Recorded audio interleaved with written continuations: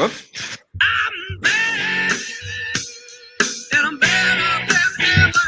Got a knack for making things better. Face facts, 'cause your opinion don't matter. It's a maniac. It's gonna step on whoever.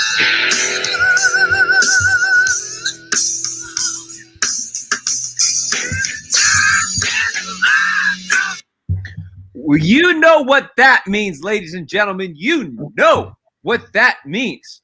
Welcome in to the latest episode of the Hoots podcast. You are not hearing things. You are not hearing this mirage in your brain.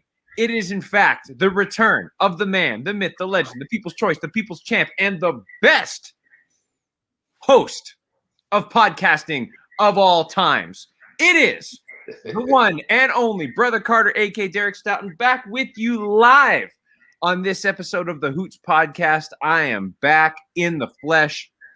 Thrilled to be back live on the show. Really excited to be here and be back. I figured it was time, now as we get into the summer months, we're in May. I was tired of chiming in via satellite. It was time to be live in the flesh. And I am here as the guest host of the podcast that Hoots this week. The Owls are in the background, ready to rock and roll. It's going to be a good time. I am Derek. I'm Brother Carter. Glad to be here with you this week. Joined, as always, by the Adnan Verk to my Byron Saxon, the Pat McAfee to my Michael Cole. There you go. The one and only nefarious brother Adam, Josh Lopez. Josh, what's going on, my man? Well, I'm glad to see you here, Brother Carter. I like the T-bar look you're rocking today. I like the little goatee here. You got the haircut, all that good stuff. No, but honestly, it's great to see you, Brother Carter, as always. Welcome to the show, everybody. Episode 256 with number one in your heart. That's right. I forgot to mention it's 256. My bad. I forgot the number. My bad. No, it's all good. Minus 3 points for me. We got the director of operations here today. We'll have my performance evaluation at the end of the show, as always. Right. And glad to be here and shoot the shit. And I was trying to figure out a bunch of different titles for today's episode. One was obviously Blood and Guts, but secondly, I was going to say Joshie is old AF. That's right. That's right. Because what very special day is occurring tomorrow, Josh? Tomorrow will be my 27th birthday. Wow. How does that feel? It feels good. We were just talking a little bit about this before we pressed the record, but I'm really fortunate to where I am right now with my career and my life, having my own apartment now for the first time and setting up even bigger plans down the road. And life's good. I can't really complain, to be honest with you. So, tomorrow is cool. I rarely have birthdays on Fridays, but also we're still in the pandemic. So I'm not like a club guy. So I'm not like, oh my God, it's Friday. I got to find some club or strip club to go to rock out. You know what I mean? Boots and cats and boots and cats and boots and cats. Yeah, exactly. But no, honestly though, it's cool. I'm 27 and I still got a lot ahead of me. I'm a person that takes it one day at a time. I'm not turning 30 next year. I'm taking this and trying to better. Nothing wrong with being 30. And there's anything wrong with being in your 30s. All right. Well then, Josh, real quick, I must say. Not that. Hold on. Oh. Happy birthday, Josh.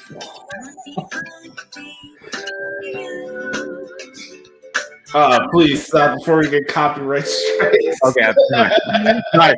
I just pulled that. I saw that on YouTube. I forgot about that. I don't want to get any pop. But happy birthday, Josh. I tried. Thank you, brother. For you, but just ignore me. So, it's going to be good. We have a jam-packed and full episode today. We have a lot to discuss. We're going to get into the Good Brothers Q&A session here in just a little bit. We're going to discuss all things in WWE. We're going to discuss SmackDown, Raw. Josh will chime in on NXT and anything else that he wants to talk about. And then finally, to close the show today, we're going to give the most popular segment in all of wrestling podcasting. And boy, do we have a lot to talk about with the, I'm going to call it scrapes and intestines or whatever, because I sure as hell wasn't blood and guts. Well, it was blood and guts, but it was for all the wrong reasons. And we're going to get into that in just a minute. So let's get things started, Josh, with the Good Brothers Q&A session. We're going to start and the way we're going to do this is I'm going to read some questions, and then Josh is going to read some questions. So I'm very excited about this. We're going to start with questions from a good brother of all good brothers to the show, Nate the Great. You can follow him at Psycho Nagiri. That's what I thought it was. So Nate's first question is, who has had the better 21 so far? Our NXT champion or our TNT champion? Or our NXT, the NXT North American champion or our TNT champion? Josh, what do you think? Oh, man, it's a 50-50 tie with me. I like the question, though. It's a really good one. Because I like Darby Allin. Shocker, there is talent in AEW I actually do like. But also I've been in the minority, and I've actually liked a lot what Johnny Gargano's done with the way. I think it's very entertaining in a lot of ways. I think for me, I'd probably go with Johnny Gargano because it's just the fact that he's with the effective faction that brings something different to the table, where NXT, where sometimes the show just feels like a knockoff of Ring of Honor at times with a WWE production added onto it. But so I'll go with Johnny Gargano, but that's not a slight towards Darby because I like what he does, and he's really good in the ring. I'm actually going to go with Darby Allin here. I think that Darby Allin has done some tremendous work. He is one of the few bright spots of AEW, and every week I think his in-ring ability gets better. He's believable as a performer. He's believable as a champion, and that's no knock to Johnny Gargano, because I think Johnny Gargano is terrific, and what he does, everything Johnny Gargano does is fabulous. I like what he's doing with the way, for sure. But to me, when you have a person like Darby Allin, who really can be a face of the company and one of the top people. I mean, I guess you could say that about Gargano too, but yeah, I just love what Darby Allin has been doing. He's really taking his character to the next level every week and is really doing something and making the TNT championship really relevant. So I'm going to go with Darby Allin for sure. But that's a good question. And I think I actually, if it was possible, a match between the two of them could be really good. Darby Allin versus Gargano. Josh, this next question is for you, since you get to see this performer coming up next.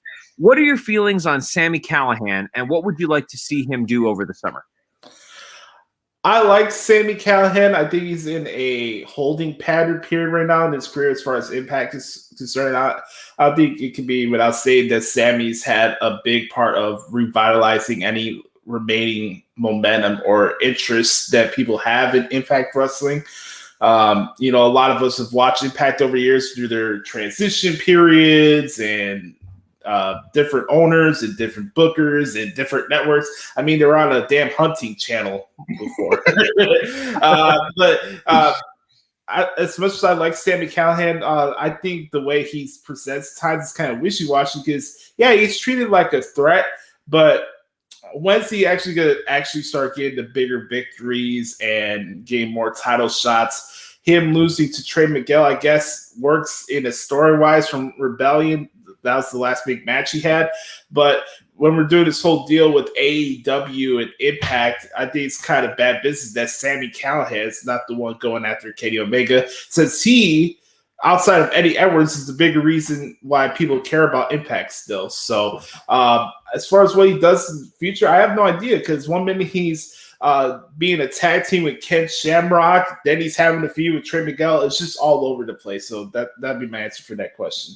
Well, speaking of, and we'll get into this, I think, later on in the show, but I don't know if you saw Bully Ray's tweet about the Impact World Championship, and we'll get into that when we get into our segment. But Bully Ray made an incredible point, and we'll get into that a little bit later. Will the X Division title ever be the talk of the wrestling world again? No, I don't think so. Honestly, what is the talk of the wrestling world? Creative. Wow, that's let's be honest. Like we pulled no punches here at the Hoops podcast here. I'm first of all, there's two things I realized. One, I don't know what the hell wrestling fans want in 2021. And secondly, the only thing people seem to care to talk about during wrestling shows now is booking and creative, which kind of defeats the purpose of watching this shit in the first place. But that's just my opinion.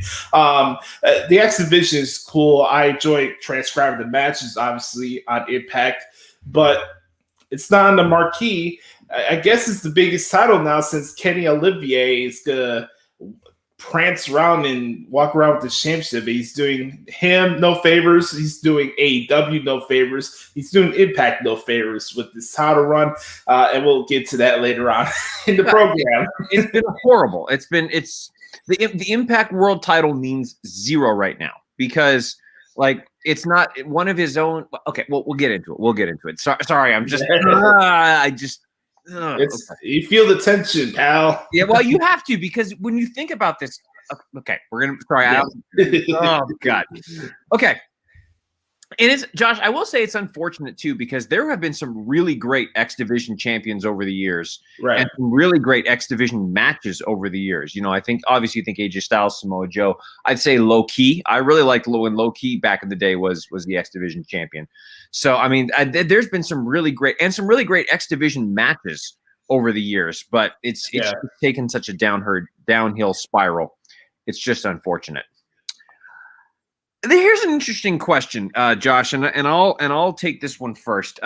Which women's tag titles have been showcased the best?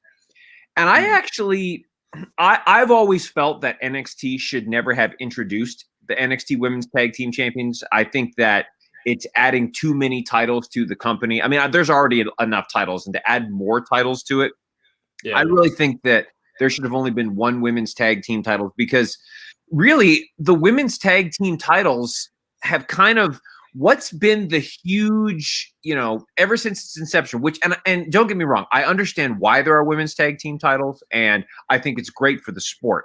But what's been the team since the introduction where you think, you could say maybe Sasha and Bailey, but like what has been the team that's held the women's tag team titles, Right. So in that essence, I would almost say that it's the NXT women's tag team titles just partially because I think that the NXT women's division is the best in the world. I think it's top to bottom. It's going to now. Getting into now with the addition of a certain character that we'll be seeing that will be Raw Women's Champion by the end of the year and will cause the internet to explode. That could change things. But yes. But I'm going to say it's that, and also, I mean, think about it. I love Shotzi Blackheart, and I love him, and I know they're based on the results of this week's show, they're no longer the champs. But right, I think there's been more compelling feuds with the NXT Women's Championship. And again, I still think that there should only be one women's tag team title for all of WWE/NXT. But I'm going to say it's the NXT Tag Team Championship. I'm going to go with the NXT Tag Team titles as well.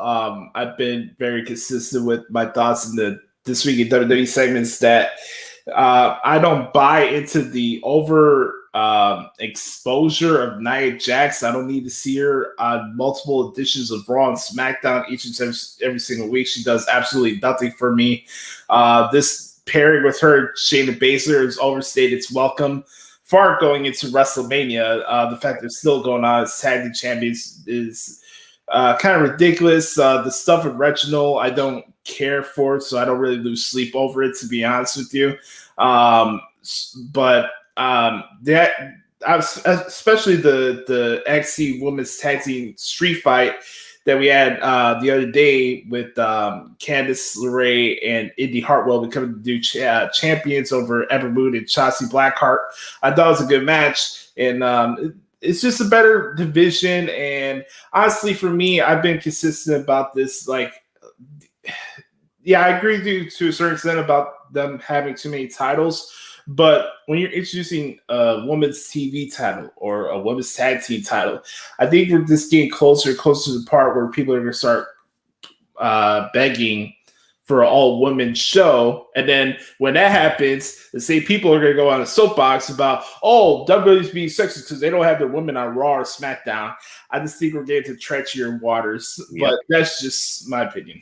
No, I agree with you. And I don't know if we want to get into that, but I just want to see, the women and the men showcased equally is really just at the end of the day is the ultimate goal. Same. There's just some incredible talent. Again, especially in NXT. I actually kind of hope that I actually hope that once Mercedes Martinez and Raquel Gonzalez are done with their feud, I hope the next one in line is Shotzi Blackheart, because I think she's the total package. And I mean that in the best way possible. Okay. Do you like oddball tag teams in wrestling? I assume he's talking about the reference to Rated R or just RK Bro. I assume that's what he's talking about. But Josh, what do you think about that? Do you like oddball tag teams in wrestling? I do. I was a big advocate of Team Hell No. I really that was one of the few times I was a fan of Daniel Bryan. So that was a good. Hey, you be careful now. You be careful about the leader of the Yes movement. Yeah, when he's doing Johnson Olivier in a couple months. Anyways, sad thing is you're probably not wrong. Speaking of oddball tag teams, how about this one? The Miz and Mizdow. I thought that was great. The stunt double, that was great. I was so sad that Damien Sandow never worked out in WWE. I thought his Mizdow stuff was hilarious. Yes. He was one of the most over people in the company at that point, I think. Yeah, here's the thing, like, of course, if you're a traditionalist, like old school wrestling fan, it's kind of ridiculous where you just throw people together and they get title shots. Okay, you still have FTR and AEW and people are sitting in their hands and not really giving a shit about them being there. They haven't moved the needle one bit with them joining AEW. Because guess what? Guess who the tag team champions are? The Young Bucks. Case in point. And here's the thing too, like I'm trying to remember other. I guess I don't really consider like the Real Americans the oddball tag team. I just thought Cesaro and Swagger were fine as a tag team as they were. I don't think that constituted as odd. I'm trying to remember other ones. Like, did you say like Jericho? I guess that was all right. I of course. Rated RKO cannot be what I mentioned. They were a great duo for their time. So those are the ones that stand out the most to me. Sure. I will say, and we'll get into this. This to me feels like, and by the way, I think Riddle is just incredible. I think he just gets better and better every week. I know you call him Jar Jar Binks, but I give him as a compliment. That's not an insult. Okay, very good. But no, I think Riddle's great, and this seems to be one of those. Well, we don't really have anything for Orton and Riddle to do, so we'll put him in a team for a little bit, and let him run with it, and it's fine. Because Orton's going to turn on Riddle at some point, hit him with the RKO, and then they'll have a match, which is fine. I mean, they need something for them to do, and it's very entertaining. So if it works for a little while, that's cool, because their chemistry backstage is hilarious. It's great. Yeah. So again, it's one of those throw it to the wall and see if it sticks. That could have been what happened with the New Day. They kind of just put them together to see what would happen, and here we are 6 years later or whatever, and they're perhaps one of the greatest tag teams of all time. So just keep that in mind. Josh, this is for you. How happy for you for The Way and Jay? The who? He says, how happy were you for The Way and Jay? Oh, The Way and Jay? I'm not sure. What does he mean by that? Do you know? I guess he's trying to mention something about Jay White. Okay. Jay White just came back, and he became the never open weight champion in New Japan Pro Wrestling at their Wrestling.Taku Day 1 event, beating Hiroshi Tanahashi. That was a very good match. They went for 39 minutes. Wow. I think it was on Monday, if I'm not mistaken. Yes, it was on the 3rd. So, yeah, it would be Monday. Very good match. I've always been a big fan of the Switchblade, so it was nice to see him get the gold again. And this thing now, they combined the IC title, the world title in New Japan, so the never open weight title is kind of like the new mid card championship for New Japan. So for those who are not catching up with the shows, Jay White is a top tier wrestler, and should be some interesting matchups as we go out throughout the rest of the year. Sweet. That sounds good. I like it. Yeah, I've had a chance to see Jay White a couple times, and I've been very impressed when I have. I think he's a wonderful talent, and excited to see what he's able to do in the future. Next question. Will Kenta ever win a championship in New Japan Pro Wrestling? Well, I certainly hope so. He should have beat Stone Cold Moxley when they had the match on New Japan Strong a couple months ago. I don't know why that didn't happen. Moxley's having another title defense against Yuji Nagata on this upcoming week edition of Dynamite. I would love to see Kenta get a title in New Japan because he's very good at what he does. He's outside of what he did for like Noah and other promotions. He is a Japanese wrestling legend out there. So I think it would be unfortunate for him if he didn't capture any title, at least in New Japan. I don't know how much longer the dude's going to be wrestling, but he's a lot of fun to watch. And his post-match interviews are a lot of fun to watch. Just put on the subtitles and just watch his mannerisms. It's a lot of fun to watch. So, yeah, hopefully sooner or later Kenta gets a shot at the world title. Yeah, I would love that too. I'm really sad that Hideo Itami never worked out in WWE. It just, he was there for a while, had a good run. It just kind of fizzled out near the end. When he went over to 205 Live, they tried that and it just didn't really work out. Mm-hmm. So, which is unfortunate because I think Kenta is a tremendous talent. And yet he makes one appearance on AEW. They make it a huge deal, and then we never see him again. Like, what the hell? Or maybe he was on the show twice maybe. I don't know. They do no wrong. It's all about Tony Khan and his magical long-term storytelling. How is it that all these companies are all of a sudden jobbing to AEW? Like Impact is jobbing to AEW. New Japan is now because Stone Cold Moxley is going to win the match next week against Yuji Nagata. Like, yeah, it's ridiculous. Here's an interesting question. Jeff Cobb or Wardlow? Who do you think has the brighter future? For me, it's Wardlow. I love Wardlow, and I think that he needs to work on his promo skills, no question. Like we've got to work on those a little bit. But I've always think he looks good in the ring. I think he has a good look. Pairing him with the best part of All Elite Wrestling, and it's not even close, in MJF. Has always been a good thing. So I think if he keeps that up, keeps working on his promo skills, I think Wardlow could be a big star. I'm in agreement with you as well. I'm a big fan of Wardlow. I actually liked the promo they did when they had the sit-down interview with JR a couple weeks ago on Dynamite. Mm-hmm. Hear him talk, I thought it was pretty cool. Yeah, see where he needs to be at mic-wise. No, but it comes with time, so I'm not really worried about that. Also, when it comes to Jeff Cobb, I really enjoy what he does in the ring, but there's also limits when it's like character-wise. Like I found him more interesting in Lucha Underground than what he's doing right now in New Japan. He's a great wrestler. I love transcribing his matches. Don't get me wrong; he's fun to watch in the ring, but there's nothing really else to him that just made this stoic, this walking, bruising guy. That's just it. Right. At some point, your character has to evolve. Because how many of those types of characters exist in professional wrestling? You've got to do something to stand out from the crowd. But that was good questions there. Okay, Josh, we're going to get into a little more personal questions here. Okay, which I love. Nate is always. That's why Nate is great. He's always good about asking the difficult or the good questions.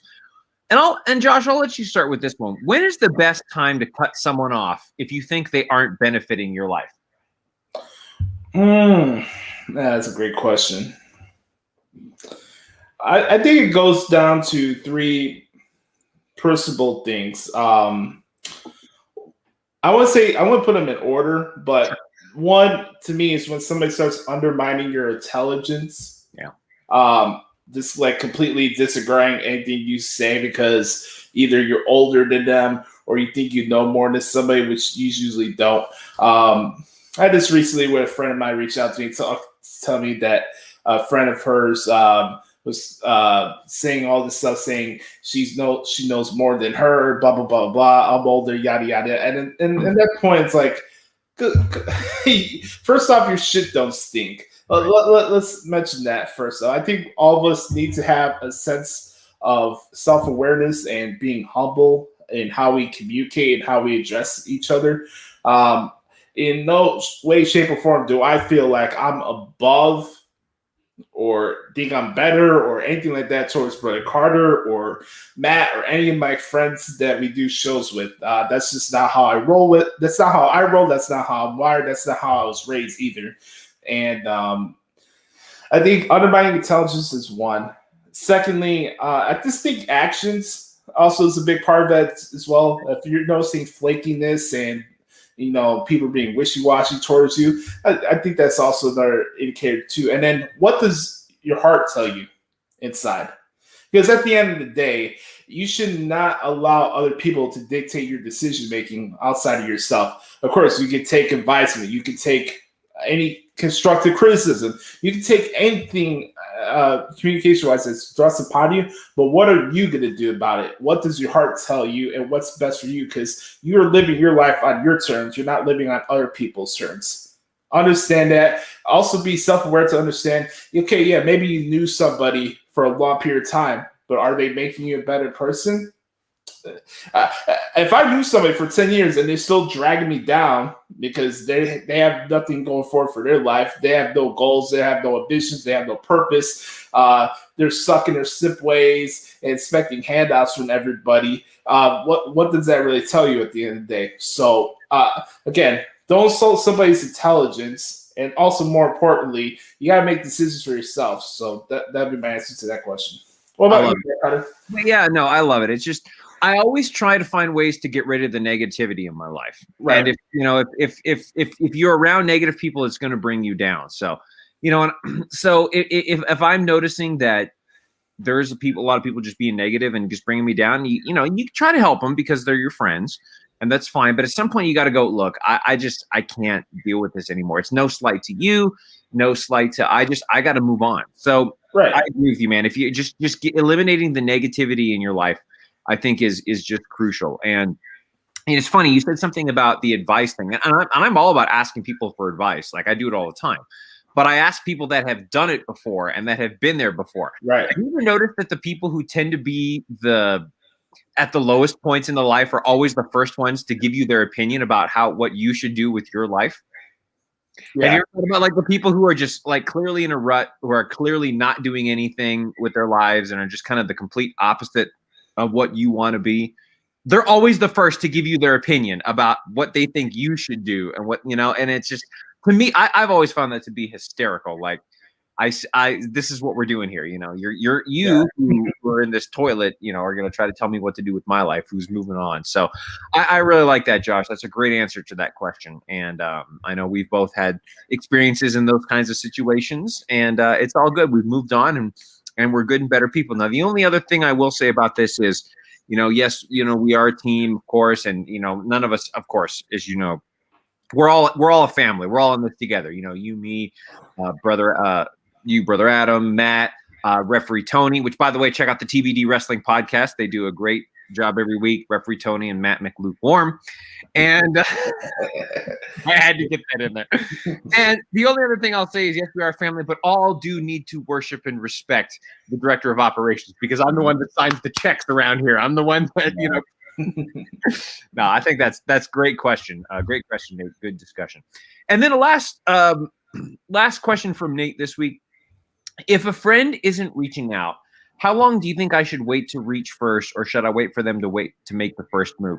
And what I would say to that is that really just depends on the situation. It depends on the level of the relationship. Is it, are you friends with this person? Is this like one of your close personal friends that's all of a sudden become distant? Is it just not really an acquaintance, but a good friend that you just, you live in different places? So to me, I think that just depends on the situation. I would, if it is a really good friend that you've noticed is starting to, that you sense there's something wrong, a quick call or text to say, hey man, you all right? I've just noticed this and I just want to make sure you're okay.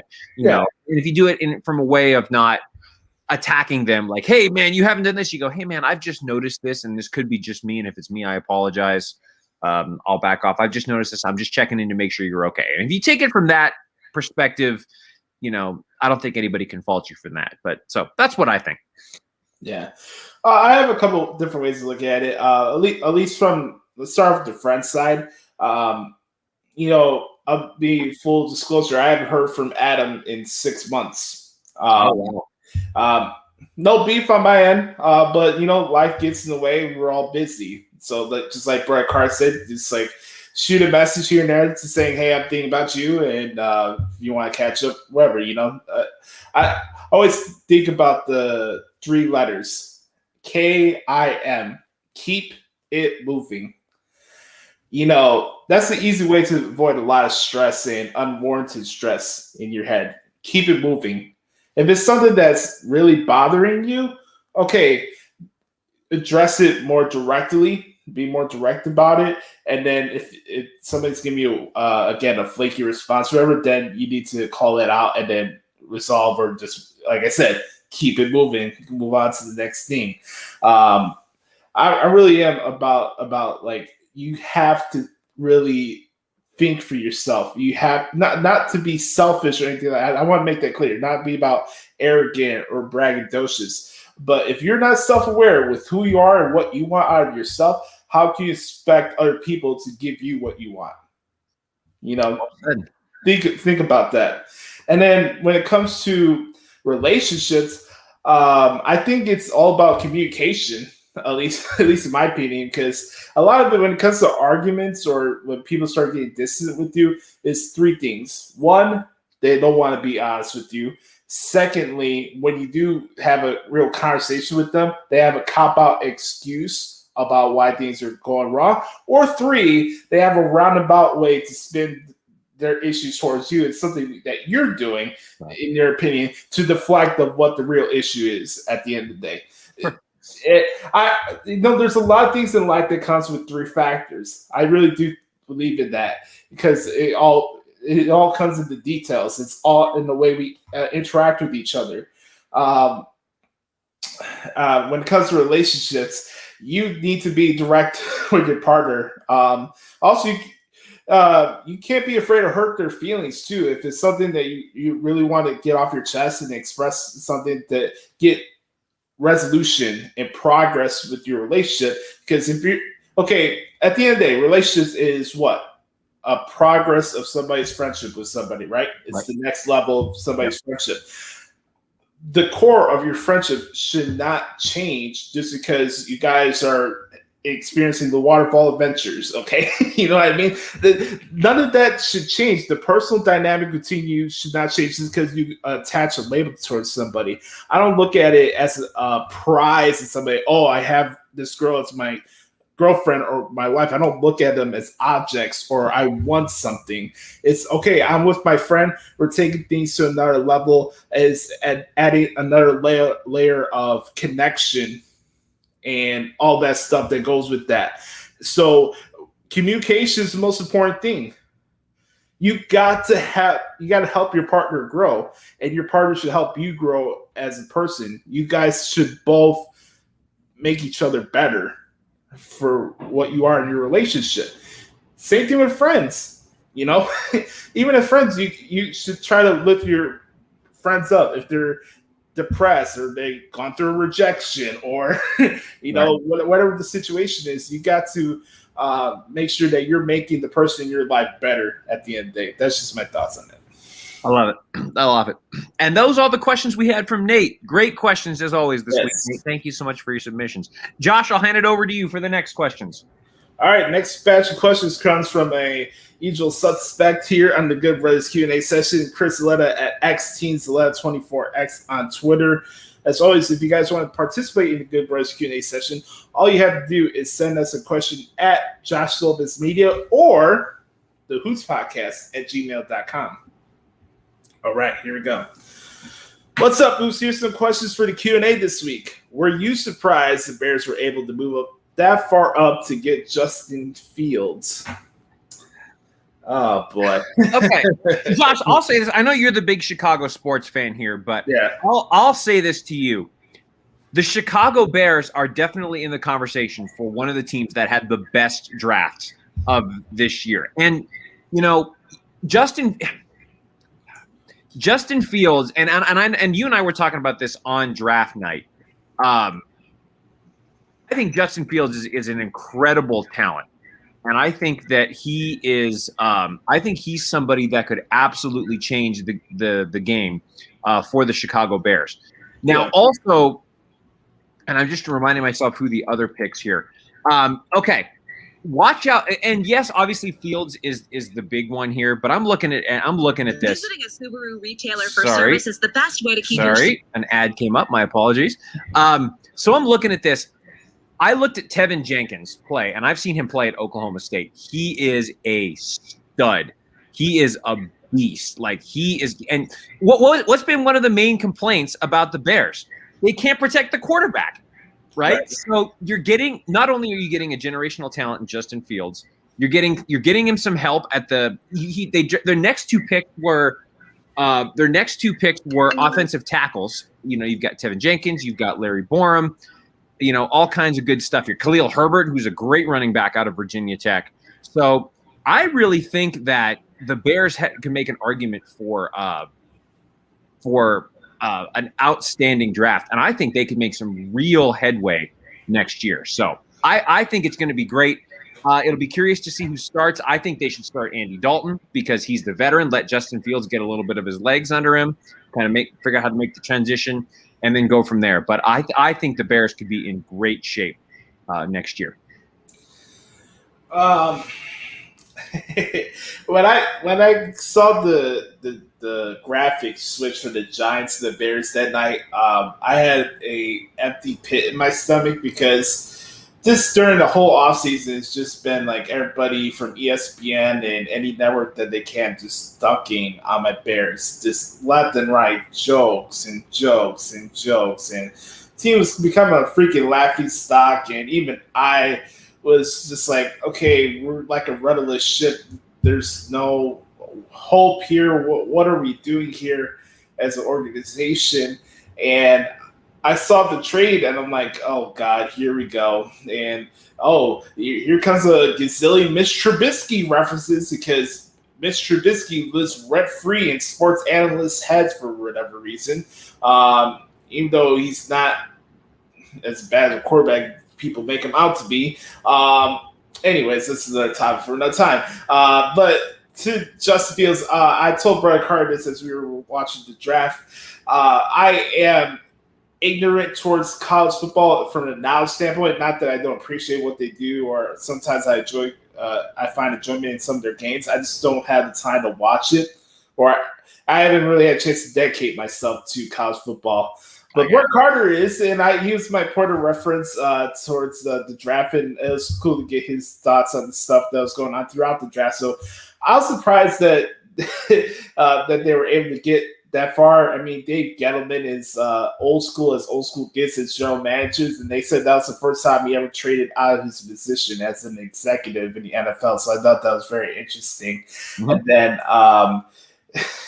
old man. And then they got Justin Fields, and everybody's getting excited. And I'm not going to come in here and tell you he's going to be anything like that. I just want to see it play out.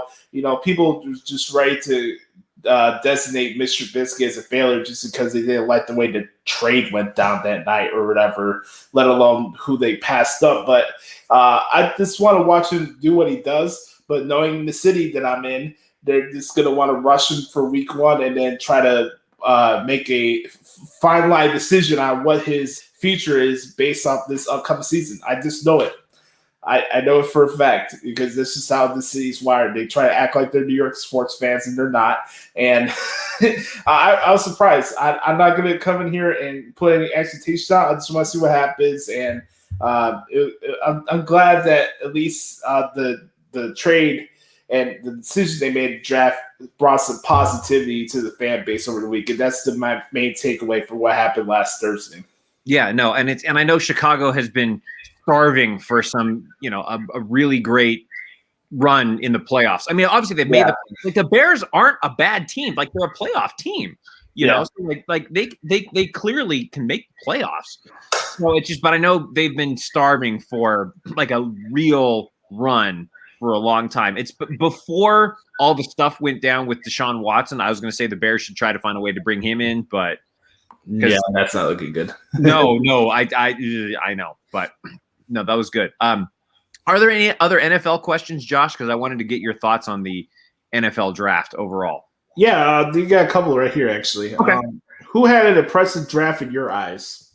I was hoping we would get this question. There's a few teams that immediately jump out to mind for me.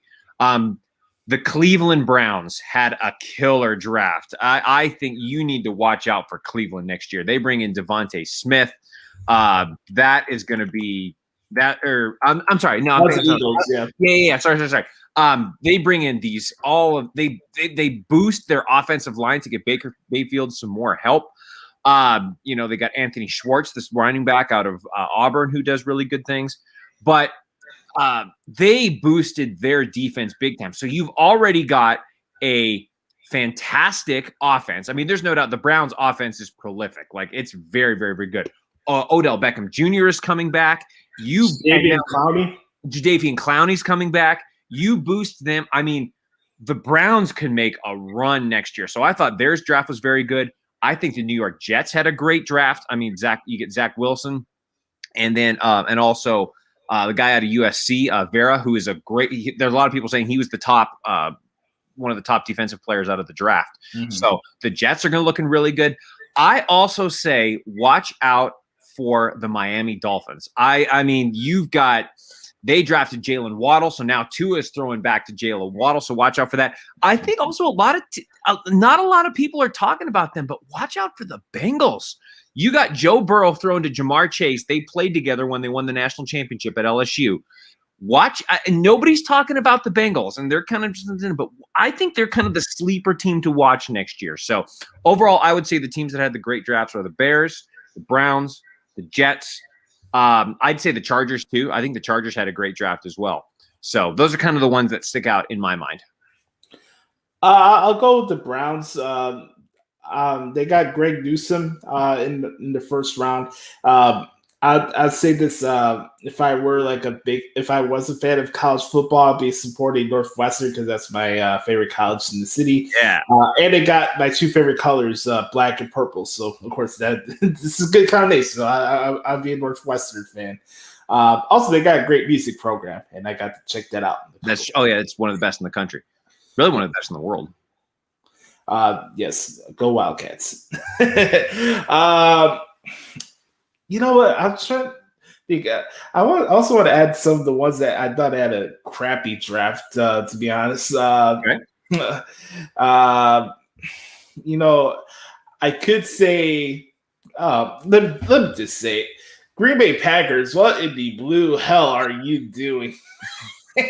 Oh my God. I don't mean to be petty. You know what? I do mean to be. Of course you're a Bears fan. Of course you're being petty. Of course you are. Josh, I get this. I get where you're going with this. Like, don't try to bullshit a bullshitter. Like, I get what you're doing here.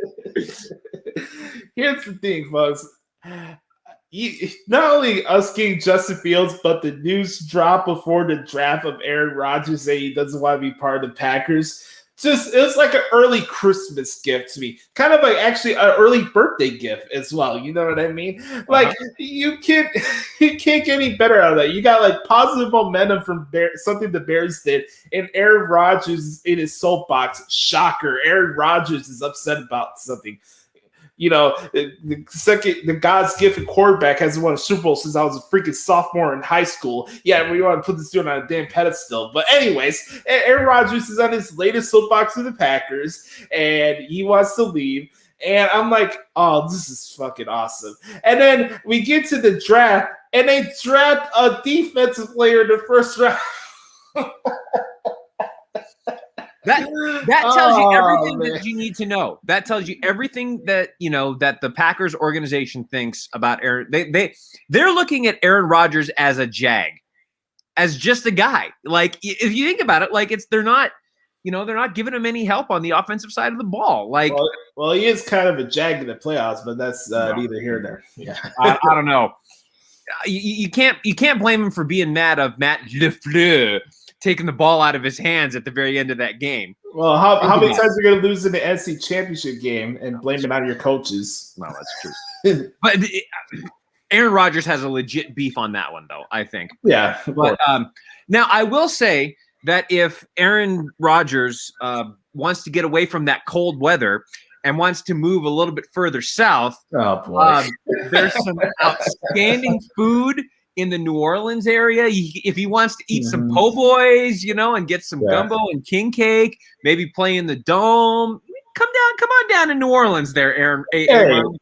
What was the name of that restaurant you brought me when you picked me up from the airport? Do you remember? I don't even remember. There's so many good places down there. Yeah, some good chicken down there. My God, I'm telling you, man. I didn't have a bad meal in my 4 years down in Louisiana. It was awesome. But speaking of Louisiana, I saw this movie the other day called "Forever My Girl." They shot it in Louisiana. It's kind of like a church / family related movie. It's about a musician, and it's really cool. If you guys haven't had a chance to check it out, check out Forever My Girl. It's really good. And anyways, that Rodgers is the Saints, of course. Good.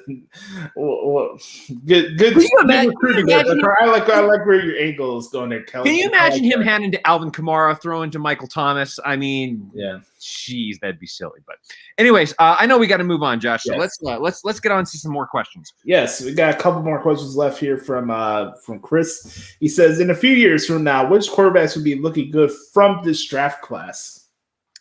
See, this is hard because you never know which quarterbacks will make the transition to the NFL really well. Like everybody's saying that Trevor Lawrence is the next, like one of the top rated quarterbacks of all time coming out of the draft. And he may very well be. I thought he was ready to go to the NFL after his freshman year. Like he is that good. Yeah. Like Trevor Lawrence is, and I've watched him play for a few years now. He is the real deal. But he might not make the transition well. He might get hurt in week 2 and have a season-ending injury. You just never know. So my pick is Trevor Lawrence is the obvious one. I also say watch out for Trey Lance. I think that Trey Lance, coming out of North Dakota State, not a lot of people saw him because he's at the FCS level, and North Dakota State doesn't get the main coverage that the teams in the Power 5 do. But watch out for Trey Lance. I think San Francisco knows something that we don't, and you always go with the somebody. So I'm going to say Trevor Lawrence and watch out for Trey Lance too. I guess my thing with Trey Lance is kind of like he was like a media hype guy going into that selection with the 49ers. So I kind of like I would say I think he's going to be a flop or anything like that, but I have to be proven to see if he's actually the next thing because, anytime Loose Riddick starts hyping up somebody like, oh my God, we got the next Patrick Mahomes because Loose Riddick loves this guy. Like, okay, we'll see. But yeah, I thought it was a good draft overall. There was a lot of interesting players this year. So next question. My answer to that question is Justin Fields. I hope you're right. I hope you're right because I think he's a generational talent too. But go ahead. All right. Who would you move from Raw to SmackDown since we're just talking about drafts and stuff? I actually am so glad this question is brought up, and I think we can partially say some of this for SmackDown, for our SmackDown talk, because one of the things I wanted to talk about was I think WWE has backed themselves into a corner with Roman Reigns. Because I really think now that the only contenders for the Universal Championship are all on Raw. So I think you've got to move over. If you want to keep Lashley as the WWE champion, fine, I'm cool with that. But you've got to move over a legitimate challenger for Roman Reigns. The two that come to my mind immediately are either Drew McIntyre or Braun Strowman. I think are the two that you've got to consider moving over. I also think you may need to consider moving the Fiend back over because he could be a threat to Roman Reigns. So, or if they can work out a deal to get Samoa Joe back and somehow sign him back to WWE and put him over on SmackDown, I think he could be a threat to Roman Reigns as well. But I think that's what you have to do. Chris, my answer to this question is end the brand split. We'll save the time for it and just end the brand split. Wow.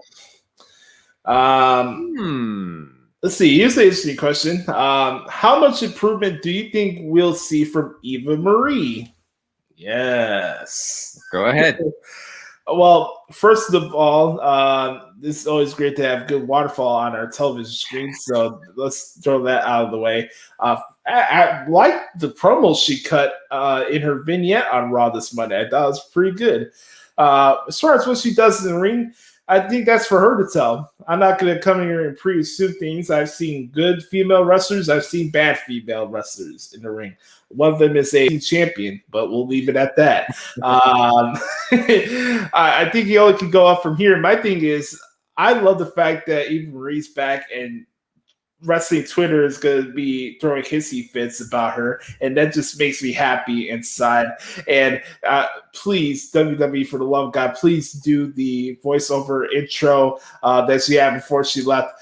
The beautiful, the beguiling, the sensational.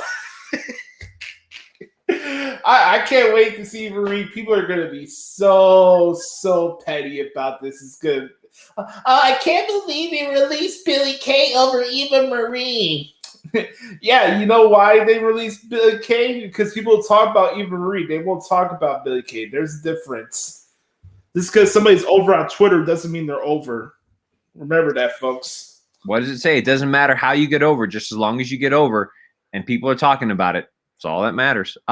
She was training for 2 days, by the way, Eva Marie. Let's just throw that out there. I think she's going to be Raw Women's Champion by the end of the year. I think, because I think in her first run, if things hadn't fallen out, I think she would have been the SmackDown Women's Champion by the end of that run when she was on SmackDown. Yeah. So I think she's going to be. You know, the best part about this, I think she's coming in to fill a role that I thought Lacey Evans was going to do. She's going to become a Raw Women's Champion. Yeah, check it out, pal. Yep. All right, next question. Will Orton and Riddle team be as good or better than Sheamus and Cesaro? I think it'll be better because I think that their chemistry is fantastic. I think that Matt Riddle is a future world champion. Randy Orton, of course, is one of the best of all time.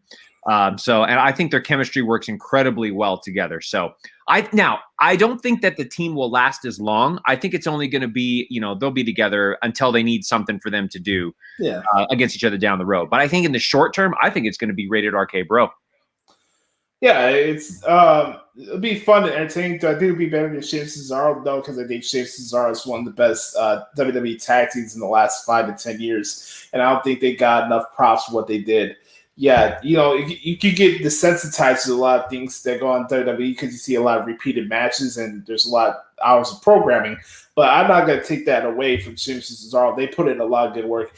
And thinking back to old questions we had earlier, I didn't consider Sheamus and Cesaro an oddball tag team. Yeah, they had a good rivalry with each other, but these two just mesh well as performers. So I'm excited to see this. And the cool thing about this with Rated RK Bro, you could have this match and then they could drop the title to the Viking Raiders whenever things start building up between those tensions between Orton and Riddle, and I think Viking Raiders can benefit off of that. So I'm excited to see where they go from here. All right, a couple more questions before we go to the next segment. Actually, 2 more. Who from Impact should be the one to take the Impact title off of Olivier, Moose or Chris Bay? All right, that's the question for me, obviously. I'll go with Moose since he's a guy that's also been carrying the moniker of Impact Wrestling. As much as I like Chris Bay as an in-ring performer, I haven't really messed with his character as yet. He's kind of like the laissez-faire, kind of like flamboyant dude, and it's just that I rarely hear him cut promos. He calls himself the ultimate finesser. That's his gimmick. I don't really know what that means. I like what he does in the ring, but there's really hasn't been an investment at my end from a character point of view. But I'll go with Moose. What about you, Bert Carter? Well, what I was going to say was, and again, I don't follow Impact as much. The only thing I'll add to that is if AEW really does mean something about this partnership, this title change needs to take place on Dynamite when more people are watching. That's the only caveat I would say. That, I mean, I already have my thoughts on this, but this will tell you everything we need to know about this partnership. Is if Omega drops the title on Dynamite, then we'll know that it was a legit partnership to try to get people to watch Impact. Yeah, I got something to say about the Impact AEW relationship later on that people are not going to like. All right, last question for the Good Brothers Q&A session this week. Thank you to Nate and Chris for saying awesome questions this week, as always. Absolutely. This one says, if Daniel Bryan was to wrestle outside of WWE, who would you like to see him face first? Oh, man. Oof. That's tough. Unfortunately, it would probably have to be somebody in AEW because that's the quote-unquote second wrestling company in the world. Take it for what it's worth. But, I mean, you call a spade a spade. It is what it is. I actually wouldn't mind seeing him against somebody like Darby Allin or, maybe MJF. But I don't know if that pairing would work well together. So I would think maybe a Darby Allin, and I know you don't like him, but maybe a Sammy Guevara, I think could be cool. I think it's got to be someone in AEW though. Just please nobody from the Elite. Please nobody from the Elite. That's all I would say.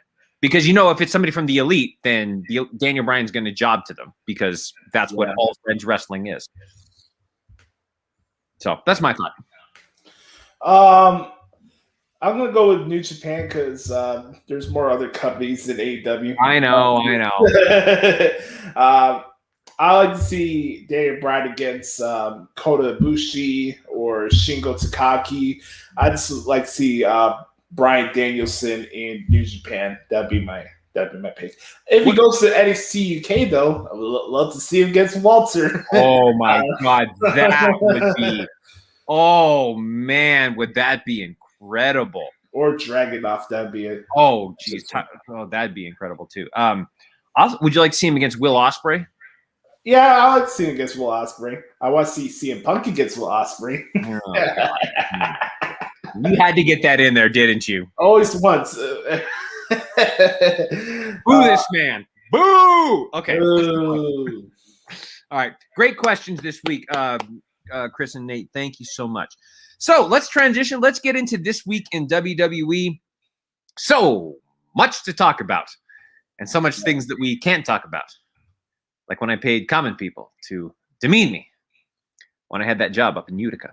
All right, let's get into SmackDown. Sorry. I had to get my Southpaw regional wrestling in there because, listen, watch out for Chad Too Bad and Tex Ferguson. I'm telling you. All right. What's the name of the character Renee Young played? I don't know, but she was slamming in that. That was my goodness. Okay, so let's get into SmackDown this week. Josh, what are some of your takeaways from? I have one major takeaway from SmackDown this week that I mentioned that earlier, but I wanted to go into a little bit further. But what are some of your overall takeaways from SmackDown this week? Well, I thought SmackDown was a pretty good show last Friday from top to bottom. Also, I've really been enjoying this dynamic with Michael Cole and Pat McAfee so far. I think they meshed very well with each other. And again, see Michael Cole appear on the Pat McAfee show, and they're busting each other's chops. It's very funny. I like what's been going on. And Pat McAfee calls SmackDown SmackDown. SmackDown. I think that's what it is, the pronunciation there. But yeah, I think they're doing good stuff. The Big E Apollo Crews rematch, I thought was very, very good for the IC title. Very good match. Also, the stuff with Kevin Owens and Sami Zayn was interesting as well. And here's the thing, a lot of times where you bring in a bigger, heater guy to be associated with the heel, like they have with Commander C, sometimes you would think, destroy your show, this will be another guy that's going to be buried once the whole shtick between them is over. But I thought he was made out to look good during that whole brawl after that. I thought that was cool. So looks like you can get a fair 4-way for the IC title at Backlash, where it's Big E, Apollo Crews, Sami Zayn, and Kevin Owens. And I'll be perfectly fine with that. So you know what? Make that elimination match as well if you want to. I think that'd be great. I agree with you. I like Commander Aziz. I like that Nigerian nail finisher. It reminds me a lot of the Samoan spike that Umaga had, which was I thought was a great finishing move. That was an underrated finishing move. I think was the Samoan spike from Umaga. Umaga. Armando Alejandro Estrada. Yeah. I loved it. It was good. No, I thought that was great as well. Yeah, go ahead, Josh. A couple other things. I like these promos that I've been seeing from Aleister Black over the last couple of weeks. Very interesting and kind of interesting. Some of the truths he's been dropping about how way people actually interact with each other and how they're kind of clueless and naive to what life really is. I kind of like where this is going, so I like that. And then always great to see Bianca Belair on my screen, just for all the right reasons. And of course, I'd be remiss without mentioning it's cool. Tomorrow, as we're recording this on a Thursday, we have Throwback SmackDown, which that's gonna be great. What's kind of cool as a birthday gift to get like an old school WWE show. Like I'm curious to see what they're gonna do. Maybe they won't change that. Who knows? But we'll see. It should be a fun night. And of course, the Daniel Bryan Roman Reigns match was fantastic. And folks, if you're not acknowledging the Tribal Chief, you're probably blind like Stevie Wonder. Let's just be honest with each other. What about you, Mark? What are you talking about? Yeah, well, I'll start with that, Josh. And I know you're not a huge Daniel Bryan fan, but his performances was incredible with Roman Reigns. I mean, and I know he'll be gone for a while, but I hope he ends up backstage kind of as a producer, in a backstage role with WWE, maybe a trainer at the Performance Center. I think that could be great. But I think him and Roman Reigns had an early candidate for Match of the Year. No question. I thought it was absolutely incredible. And you're right. If you have not acknowledged your Tribal Chief by now, there must be something wrong with you. But I do want to talk a little bit further about that when we to close out SmackDown. But I agree with you. I enjoyed the 6-man show. I thought that the opening promo was kind of weird, like the pacing of the opening promo with the Dirty Dogs coming up and interrupting Bianca and all that stuff. I thought it was kind of awkward, I think. I think that Montez Ford is an incredible athlete. My goodness, is he fantastic. I think I could see him becoming a single star in the next few years. Which is unfortunate because I like Angelo Dawkins. Like I think I do like Angelo Dawkins, but Montez Ford is the star. Well, here's my thing. Like, yeah, Angelo Dawkins is a good athlete and a good wrestler too. But like from an entertainment point of view, there's only like so much you could buy into somebody who just comes off like a troll that you'd hear playing a video game. Mm-hmm. That's just how he comes off. Mm-hmm. And Kofi Kingston has that to him too sometimes. Like, I love Kofi and everything he did towards his title reign, but the whole "I got your ass" or like screaming every 3 seconds like Angelo Dawkins does, it gets off-putting after a while. I will say though, and I've touted this before, I think Kofi Kingston winning the WWE Championship was one of the best WrestleMania moments of all time. Like, period, bar none, the end. It was incredible. I want to clarify one thing though. Yeah. I like Daniel Bryan as a heel. I don't like him as a baby face. I've never liked the Yes Movement. I thought it was forced and disingenuous. Mm-hmm. I felt it was like a charity case thing because CM Punk left the company. So like WWE threw everybody a bone so they wouldn't throw a hissy fit at WrestleMania 30. So, but I love the whole thing with the Planets Championship. I thought that was great. The Team Hell No, like I mentioned earlier, I just prefer Daniel Bryan as a heel than the babyface. So. Sure. A couple of points about the tag team division on SmackDown. I definitely want to see the Mysterios win the tag team titles. I think that would be really cool to have a father-son duo win the titles. I think that Tamina and Natalya need to get those women's tag team titles ASAP. Take them off of Baszler and Jax because Baszler needs to be going and kicking ass as a single star, competing in WrestleMania, and Nia Jax needs to go to AEW where her talents will be better utilized over there.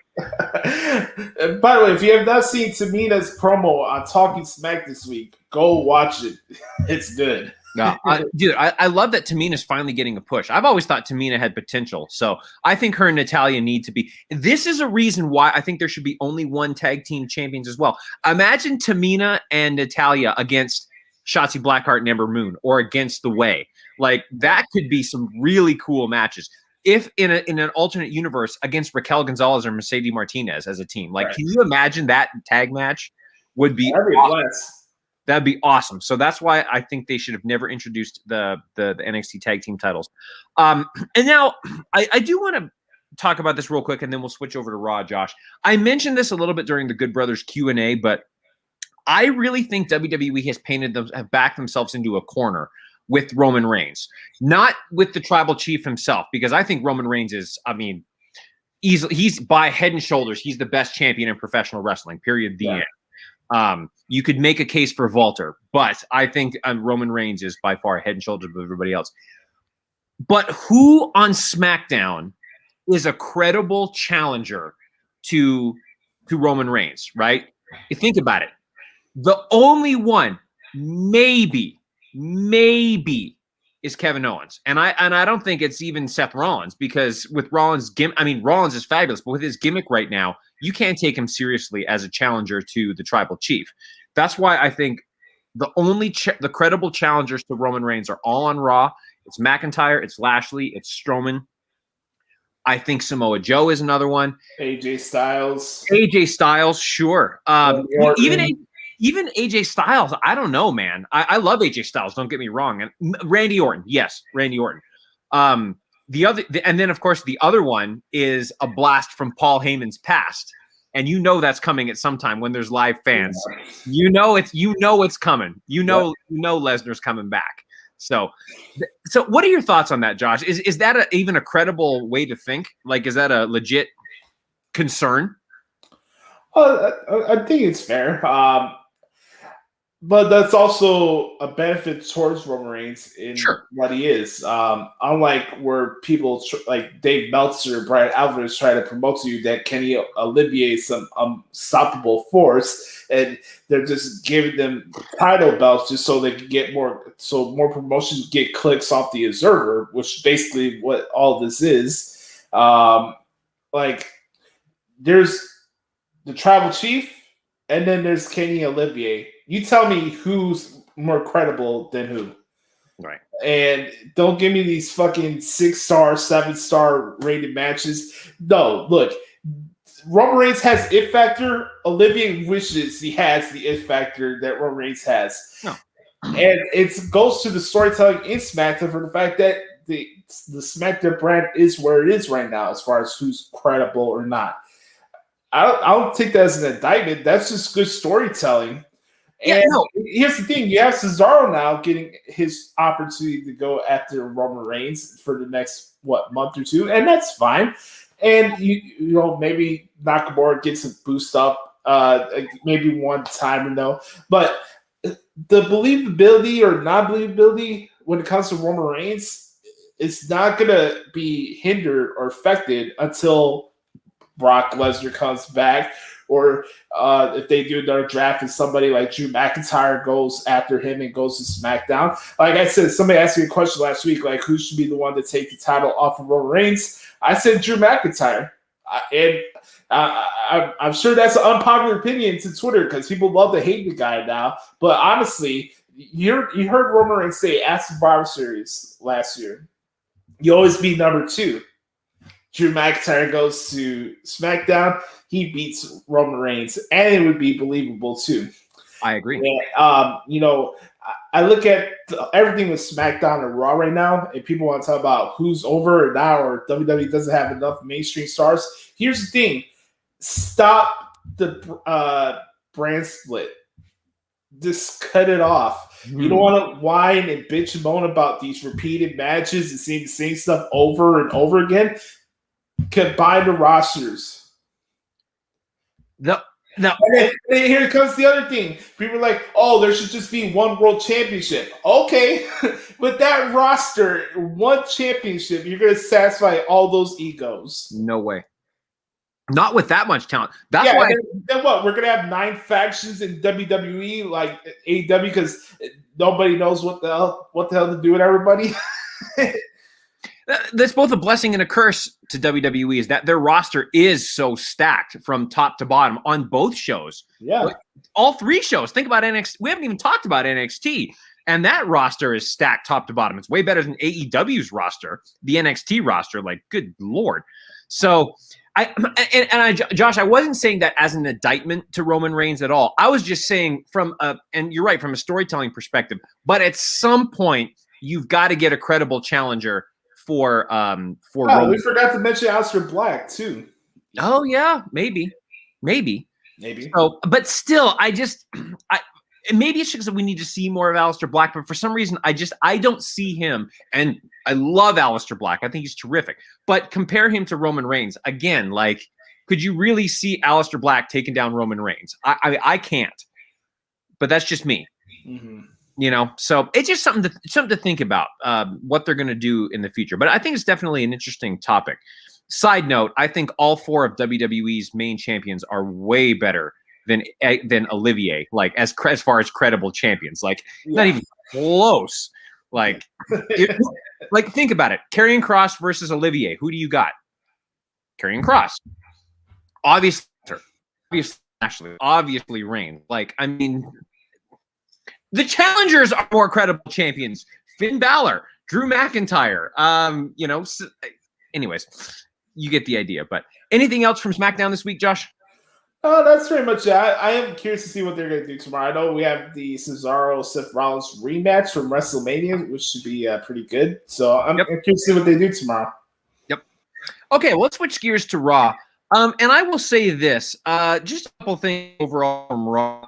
I'm finally glad to see AJ Styles and Omos back. It was about time. I know they've been off TV for 3 weeks, so that was great. I didn't really care much for the promo. I thought it was just kind of an awkward promo with them in the New Day. So just, I'm not too sure about that. Other big takeaways. I'm very curious to see what they do with the Charlotte and Sonya Deville storyline and how that all is going to tie in with Adam Pearce. You know, I don't know if we're going to be getting a feud between Sonya Deville and Adam Pearce, if they're going to split and each run their own show. I actually would kind of like to see that. I'd love to see Sonya Deville running her own show because I think she's tremendous. I don't know if this will eventually lead to a match between the Queen and Charlotte and Sonya Deville. I would love to see that too, because I think Sonya Deville is one of the top female wrestlers in the world. And I don't know if she's hurt or if she's just. I know she had that incident with her stalker a while ago. Yeah. So I don't know if she's still just mentally recovering from that or kind of what her deal is. But I'd love to see a match between Charlotte and the Queen. I think that would be great. Trying to think what else. To me, Raw was a good show this week, but nothing really besides, of course, the return of Eva Marie, which is great. But seeing Mansoor, I thought I really like this Mansoor guy. That was one of my first times to see him. I think he's fantastic. He had a great match with Sheamus, but nothing really overall stood out as like a really fantastic. You know, it was a good show, but it wasn't like a magical show, if that makes sense. Well, what do you think about Raw this week?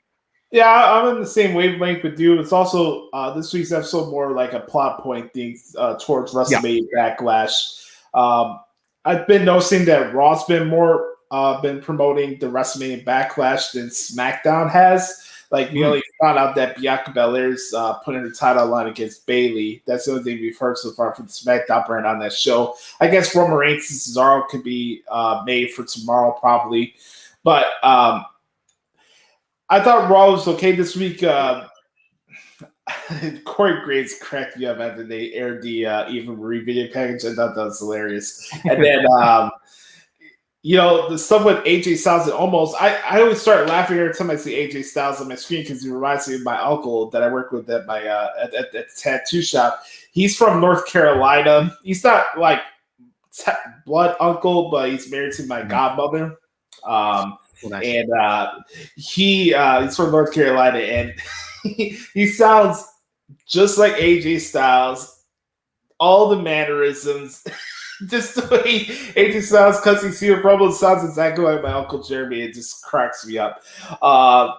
And then, like, I guess my thing from that promo is just like, I don't know why New Day are coming off as passive aggressive towards them. I mean, it's one thing to mention about them being on vacation or whatever after WrestleMania, but I don't know. This, as I was mentioned earlier, the Kofi Kingston stuff. A lot of stuff in WWE where you can't figure out who's a babyface or a heel because sometimes they try to come off as passive aggressive, and I just don't think that just comes off good on the television screens. But that's just my opinion.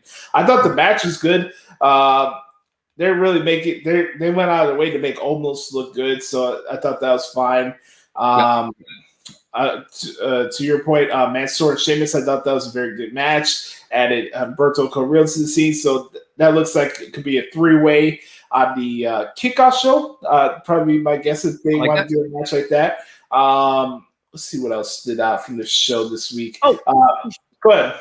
I do want to ask you a question, Josh. And I think we're finally starting to see what they're planning to do with Cedric Alexander and Shelton Benjamin. Looks like that. I wanted to mention that as well.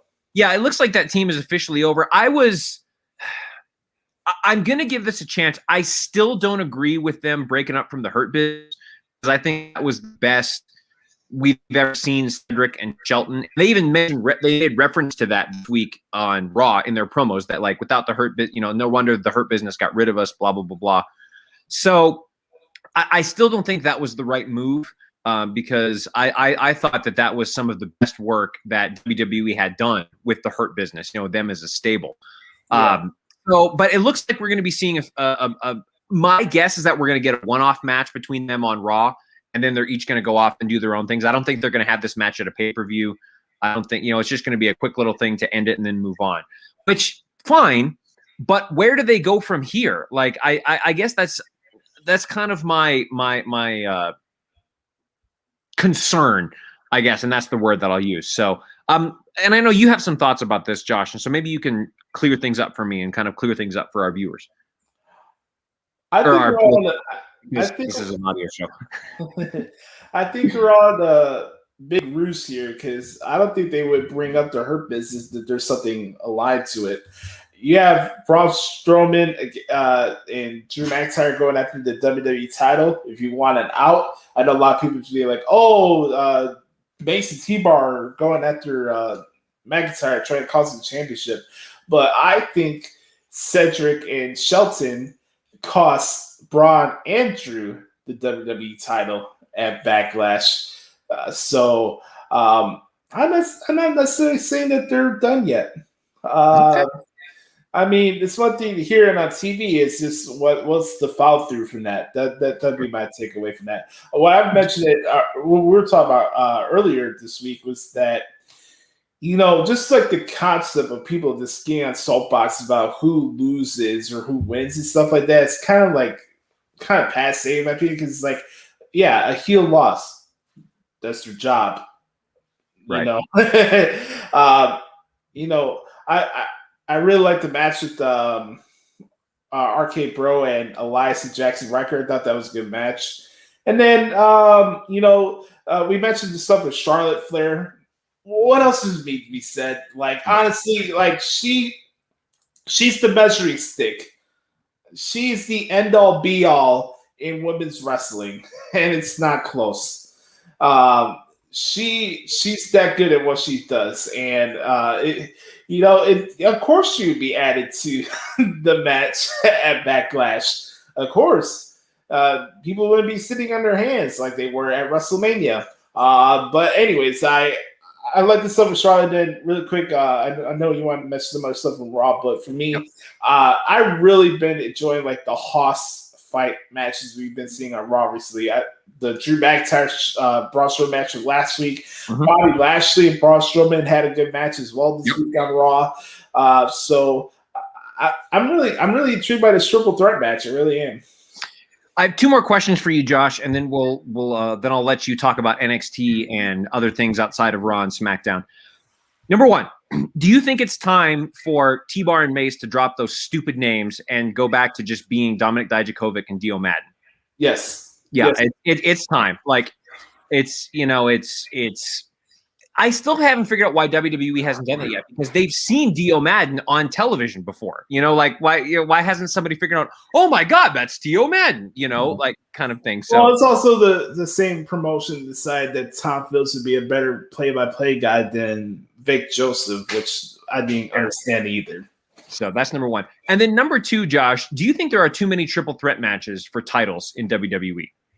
In WWE, yes and no. I just think it depends. Obviously, we just came off of WrestleMania where Roman Reigns and Dan Bryan Edge had their triple threat match. I You know, and me, like everybody said, I never say anything bad about WWE. I've been consistent with saying that Daniel Bryan does not deserve any property or anything like that or involvement in that match. Do I think there's too many triple threat matches? No. But I will say that no wrestling promotion puts on better triple threat matches than the WWE. Sure. That goes for Impact, that goes for AEW. Their match layouts for the triple threat matches are the best in the wrestling business right now. So I appreciate it because I do the transcripts and stuff like that. But is it a storyline crutch? Sometimes, yeah. It's kind of 50-50, you know. I don't look at it one way or another, but I can see your point. I mean, we have the women's triple threat match. We have the triple threat match with the dudes. But also, let's remember the name of this pay-per-view. It's WrestleMania Backlash. So you're kind of getting rehashes and you can some extra stuff added onto the mix. So this is my thoughts. Gotcha. I agree. And I just noticed that because I know, you know, with you transcribing the matches, it can be a little bit convoluted at times, especially when you just want to see two competitors who just can lay it all down and tell an incredible story. It can get a little bit convoluted when you add a third or fourth person. So you just got to keep that in mind. So anything else from Raw this week, Josh? What was it again? Sorry, I was going to say anything else from Raw this week? I've been enjoying the back and forth with Graves and Saxon again. I forgot how much. Oh, it's great. The last thing I'll say, Josh, and then we'll move on is, and I've said this to you before, and I've tweeted this before. Damian Priest is becoming my favorite superstar on Raw. I think he is incredible. I think he's doing great work with The Miz and Morrison, and I think Damian Priest is well on his way to becoming an elite superstar, and I mean that in a good way, an elite superstar in WWE. So I'm really enjoying that. So. Good stuff from Raw this week. Josh, do you want to talk about NXT and anything else that you want to talk about before we get into the best segment of all of wrestling podcasting? Yes. Really quick from NXT, I just mentioned Candice and Indy Hartwell, your new NXT Women's Tag Team Champions, so it's cool to see that.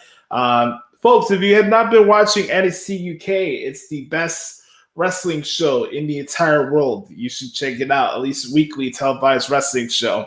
Also, I wanted to mention, cool to see my guys, the Ever Rise, recently appearing on NXT and getting a big victory on 205 Live last week. So it's cool to see that.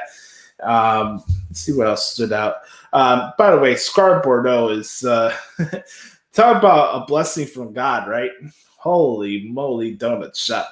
And then a couple other things that stood out to me. We found out that Santos Escobar and Kushida will be having a 2 out of 3 falls match next week on NXT for the Cruiserweight title. That should be pretty good. And then I'm not really vibing with this Kyle O'Reilly gimmick that he's doing right now. I gotta give some time. I'm not gonna come in here and completely shit on it, but it's been a hit and miss with me so far. We forgot to mention this on Raw. My favorite match on Raw this week was Damian Priest and John Morrison. I thought that was a really, really, really good match. So if John Morrison is good, you can put him in the ring with anybody and he'll deliver. So I really like that match. And a lot of times I've watched a lot of these matches in WWE and transcribed them. I'm like, why don't WWE try doing a G1 or New Japan Cup Styles tournament? And look, you guys know me. You know I'm a big New Japan fan, and that's fine and all. But I really think, like, with the wrestlers they have in WWE, that they really could pull off a really good in-ring based tournament. I really do. The Cruiserweight Classic had a lot of praise and a lot of hype that came out of it, and I had a blast covering that when I was at WrestleZone, and that was a good time. So I really think that WWE could benefit from doing some more tournaments. That's just my opinion. And then as we're getting ready to get into our main event segment, let me take a swig of water really quick.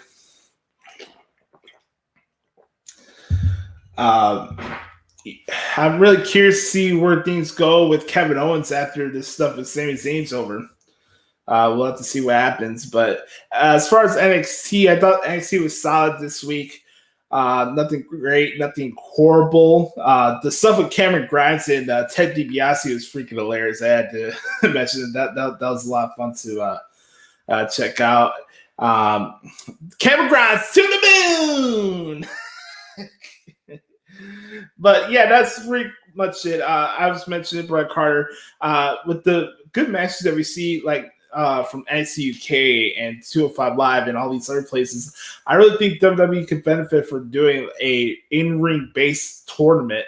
It doesn't have to be just King of the Ring, but I think to do like a round-robin tournament like New Japan does with G1, where you have points and you have wrestlers in different blocks, I think they could pull it off, to be honest with you. I really do. Kind of like a Bound for Glory series as well, something along those lines. Yeah. Yeah, that'd be great. Nice. Josh, are you ready? I'm ready. Now, before we go to this next segment, Josh, we do need to have a disclaimer for all of fans of All Elite Wrestling that the following segment is going to point out all of the flaws of a certain wrestling promotion that people think is the greatest thing that has ever lived. Viewer discretion is advised, especially for all you people that think that this is the greatest thing since sliced bread. That company decided to have a parental discretion. We're going to have a viewer discretion for the greatest segment in all of wrestling podcasting.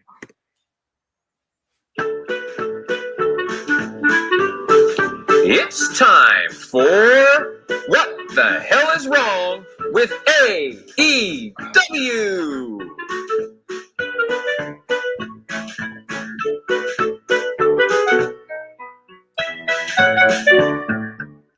That also may be the greatest introduction theme song to any No, it is. To any It segment. is. But Josh, what the hell is wrong with AEW? Okay, let's just get into this, and we're just gonna break down the show, and then we'll talk about the main event, if you can even call it a main event. Okay, let's get into this. So we start the show off with the most overrated champion in all of professional wrestling, and you team him with Michael Nakazawa. This is your champion. To put him up against Moxley and Kingston, who I actually like. I actually like both Moxley and Kingston. Kingston more than Moxley. But they deserve so much better than this. Like, this is what you're opening your big promoted show with? Are you serious? And it was awful. Like, Nakazawa is a comedy act, and like they're trying to treat him like, oh, you know, he's this big. It's ridiculous. It was awful. What do you think, Josh? This is. I did the praying while the song was playing for a reason. I'm praying that I don't pop a blood vessel while doing this segment. Okay, this is a theme that happened on the show last night, and this has been going on since this fucking mud show started in October 2019. Don't have wrestling matches with referees on TNT because they're rudderless. They're fucking useless at this point. You watched that match. I watched that match. You want to tell me that referee rules were applied and all this stuff? Like Paul Turner, Bryce Rensburg, Aubrey Edwards, you three should all be embarrassed with what you did last night. Not only in that match, but the one we're going to get to after this one. Yes! Oh my... Wait. Here's my thing. Okay, I get it. AEW loves doing these New Japan sloppy-ass brawls in the outside before and after every match. I understand that. No problem. That's your stick. That's what you want to do, right? But when you get in the ring and the bell rings, you have to hold a fucking tag rope, John Moxley. You had to understand that you guys can't be in the ring for fucking 45 seconds, Olivier and Nakazawa. I can point this out because I'm typing this shit out. It's one thing to cut a ring in half, right? The whole thing. Oh, we got to cut the ring in half. But here's the thing. When you're doing double team spots for 90 seconds, you're making yourself look stupid, you're making your opponent look stupid, and you're making the referee look stupid. And guess what? The announcers ain't going to do anything because they're on the payroll. This is great. Every match that AEW produces is a fucking classic, according to Tony Schiavone. And this was just ridiculous. And I get it. I guess the first hour of Dynamite was taped in advance before the Blood and Guts match. And I'm like, it doesn't really make a difference whether the show is taped or not because this show fucking sucks. It sucks week in and week out. It just plain out sucks. Who gives a rat ass about Michael Nakazawa? Please, anybody tell me that you care about this dude. I see this shtick with him and Olivier on Dark and Elevation, and they're doing this shtick where he has a headset and he's taking instructions from the grill position. Who gives a fuck? Who cares about what Rick Moranis is doing in the backstage area? I could give two shits. Correct. And then we're having this sloppy-ass tag match where no rules are applied and people can just run into the ring and do spots wherever they want. I thought the one part of the match I liked was the chop exchange with Kingston and Olivier. That was it. This match was fucking stupid, and AEW so relies on having these barn burner opening matches to set the tone of the show. Ladies and gentlemen, your Blood and Guts show started off with a fucking mud show match that should have been on Dark or Elevation. Think about that. But it featured their world champion. This is your world champion. And this is what he's being this is what he's doing. This is the face of your company, right? This is the person that you think, yes, this is the person we want representing All Elite Wrestling to people who, what they should be doing is appeasing to people who aren't going to watch the product because they've already know they're going to rope in the people that are going to watch the product, and that's who they're pandering to. It's not promoting. They're pandering to this small group of fan base, but they're paying money like it's WWE. How is this good business? How? Okay.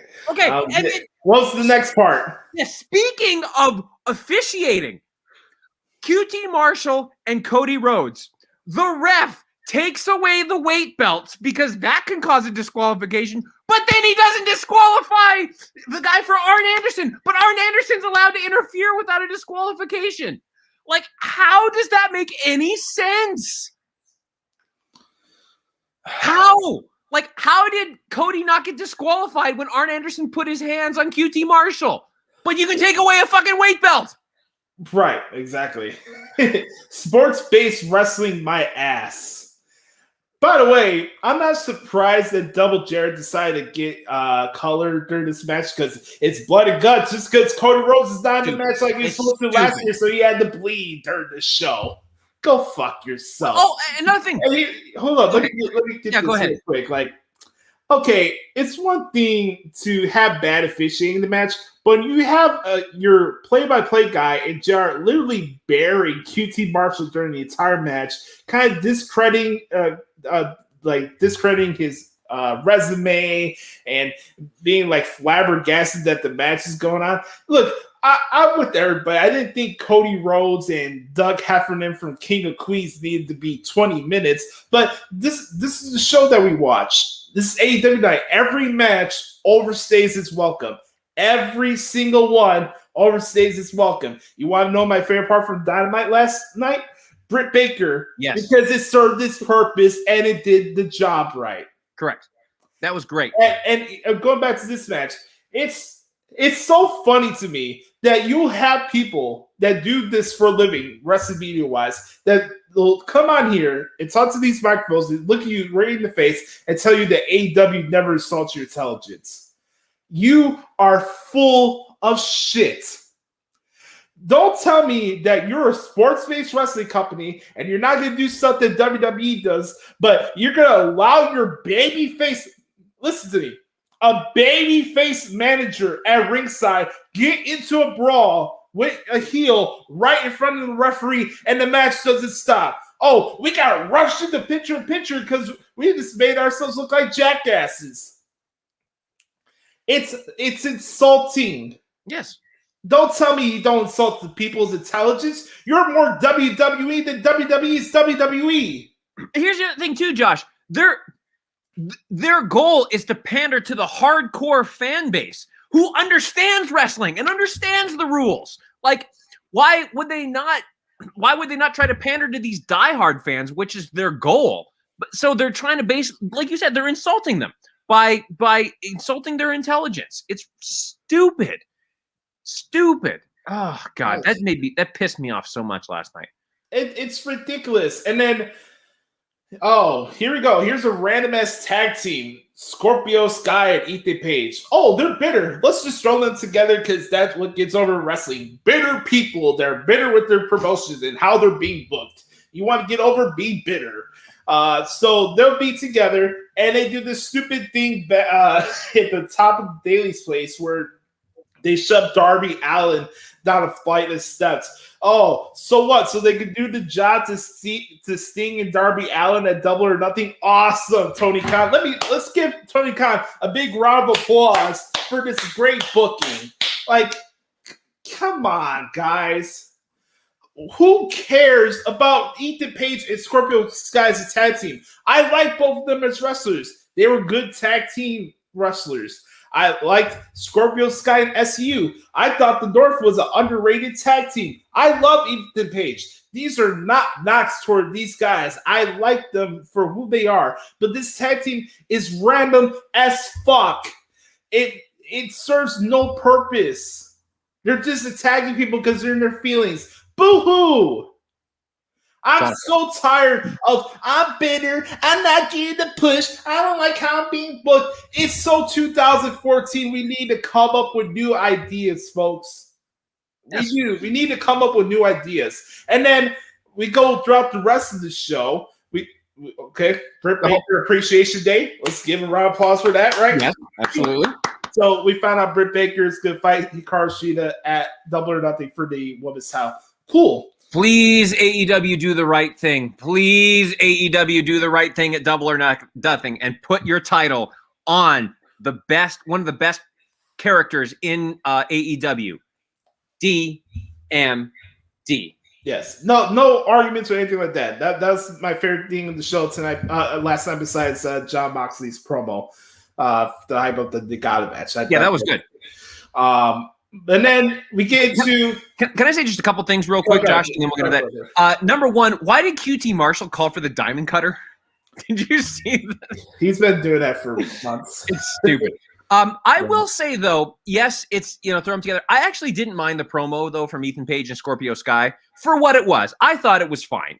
Ethan Page more than Scorpio Sky. I actually didn't mind his promo at all. But why did Darby Allin take that stupid, unnecessary bump, throwing him down concrete stairs? Like, he could have been seriously hurt. This is, I get that he's, the garbage indie, hardcore CZW. That's what he wants to do. Fine. But, like, what if he would have knocked out a tooth? What if he would have hit his head and all of a sudden, not been able to compete for a while, and ruined his career by taking a stupid, unnecessary bump at the top of Daly's place? Like, are you kidding me? That's so stupid. But I agree with you, Josh. I thought the Britt Baker stuff was fantastic. It was exactly what it needed to be. I think the lockjaw is actually a pretty devastating move if you think about it. Like, you've got him in the back like this, and then you put him in a mandible claw. Like, the lockjaw is serious. Like, I like that move a lot. So, anyways, I just wanted to say a few of those things. So continue on. 4-way SCU against Varsity Blondes against the Jungle Express and oh my god.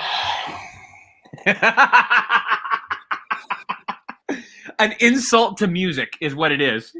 Yeah, go back to the AEW does insult your intelligence. Max Caster. Okay. You guys think I hate Marco Stunt? What do you think I feel about Max Caster, okay? Him rapping is it's embarrassment to entertainment. Let's just be honest. Yeah. And Bo says, the Acclaim has arrived. And I'm like, who gives a fuck? Caster does these shitty ass freestyles, and as a guy who looks up to like the Notorious B.I.G. and all these other hip hop artists, they're rolling in their grave when Max Caster's doing these raps. I get it, they're heels, they're trying to troll people. I get the shtick. But again, this is another thing of the propaganda from wrestling media where Tony John, AEW gives frustrated. Some of my I can tell, yeah. Wrestling media puts Tony Khan on this freaking pedestal of being this great wrestling mind. Oh, he's the one behind putting the Acclaim together. Yeah, no shit. Because this group sucks. This tag team sucks. Right. And then we have the match. And it's typical AEW. No care about the referees doing spots all over the place. All Luchasaurus can do is choke slams and kicks, whatever. And then we found out that SCU won the match, and they'll be fighting the Young Bucks next week on Dynamite. Here's my issue. I didn't really have an issue with the match. It was more the same that I saw. I just ranted about the Acclaim, but I didn't hate the match. I want to make that clear. But this match did nothing for me. And then we found out SCU won. But my issue is that they've been running with this thing about SCU teasing about retiring the tag team the next time they lose, right? Why are you giving that away on free television when your biggest pay-per-view is 3 weeks from yesterday? For what? So we can have the Young Bucks against Jon Moxley and Eddie Kingston in a match with no story? I don't get it either.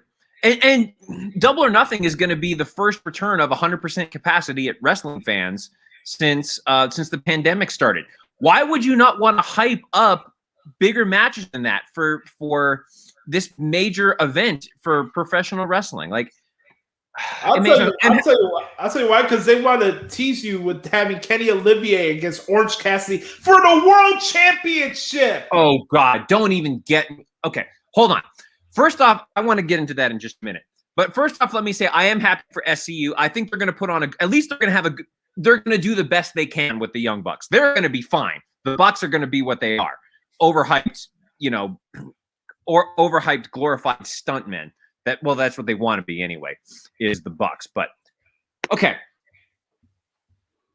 Orange Cassidy, Pockets, as he's referred to, is going to get, he's going to beat Pac next week. Like, it's going to happen. And he's going to get the opportunity to compete for the World Championship at Double or Nothing. And the only reason he's doing it is so that Tony Khan can hear the fans go, oh, whenever Cassidy touches Olivier's legs. Like, that's the only reason that he's getting a world title opportunity. Yeah, so you're telling me he's going to get a world opportunity over Pac, over MJF, over Hangman Adam Page, over, whatever. This is your guy. This is your guy, is Orange Cassidy. Now, outside of the gimmick, I actually think Orange Cassidy isn't a bad wrestler. When he's actually in full-out wrestling mode, I actually think he's not that bad. So, that part about it is fine. But his gimmick is so stale. I thought it was funny for a while. Now it's just gotten stale and boring and just flat out freaking stupid. It's stupid. And this is going to be the guy that gets your world championship opportunity. I wouldn't be surprised if Cassidy won, if we're being honest. I wouldn't be shocked. I wouldn't be shocked if Orange Cassidy won, and just had the title for a week. Like, oh, God. And then the promo. Okay. Then we get to the promo. Yeah. Bully Ray sent out this tweet, and I thought it was fantastic. And Josh, you saw it. If I'm Impact, I should be furious right now. They put the Impact and TNA world titles on Nakazawa's waist and on Nakazawa's shoulders. They're not even doing it with the champion. It's like Impact is getting absolutely nothing from this partnership. They're essentially jobbing to AEW because AEW has more money and has a more lucrative TV contract. That's it. It has nothing to do with the talent. It has nothing to do with the history of the promotion. This is AEW simply trying to say, oh, we're better than everybody else, and we're going to bring all this stuff together because it's what our small, puny little fan base wants. They want to see all this cross-promotional stuff. This is going to – you know what's going to happen, Josh? This title reign is going to kill Impact Wrestling. I'd even say it's going to put a big – it won't kill New Japan just because New Japan is kind of its own entity, and that's fine. But I could see this partnership being the death of Impact Wrestling because of how god-awful this partnership has gotten, how Don freaking Callis and all of the morons in charge of Impact Wrestling have just bought into this notion that AEW wants to help. AEW doesn't want to help. AEW wants to destroy Impact Wrestling and prove that they are the number 2 promotion in the world. It's stupid. Okay, I'm sorry. I know you need to talk. My rant's over, but I can't understand for the life of me what Impact is getting out of this. It's killing this promotion. You know why I can't take the praise of AEW seriously? Why? Because it's all predicated over butthurt people who don't like the stuff that goes on in WWE. That's all it is. Yep. People come up with, they'll put window dressing and excuses and whatever to block out any issues that ever happens at AEW because, oh, it's not WWE, so we'll give it a pass. Oh, it's not WWE, so this is a great match. Oh, it's not WWE, this is a great promo. Like, when I watch a wrestling show, I'm watching it for what you do. I'm not thinking about WWE. I'm not thinking about New Japan. I'm not thinking about MLW when I'm watching AEW. I'm trying to watch your show. And we're still about 2 years into this shit, and they still have no identity. So for me, that I spend 8 hours a week on AEW programming, covering the show this week, I feel in my right that I can call them out on their shit. Okay? I don't have an agenda towards AEW. I wanted this to succeed as much as anybody. But for them to tout out that their company is called All Elite Wrestling, there's nothing elite about it. You have a group that's called Elite, but they're barely as entertaining as the NWO Wolfpack.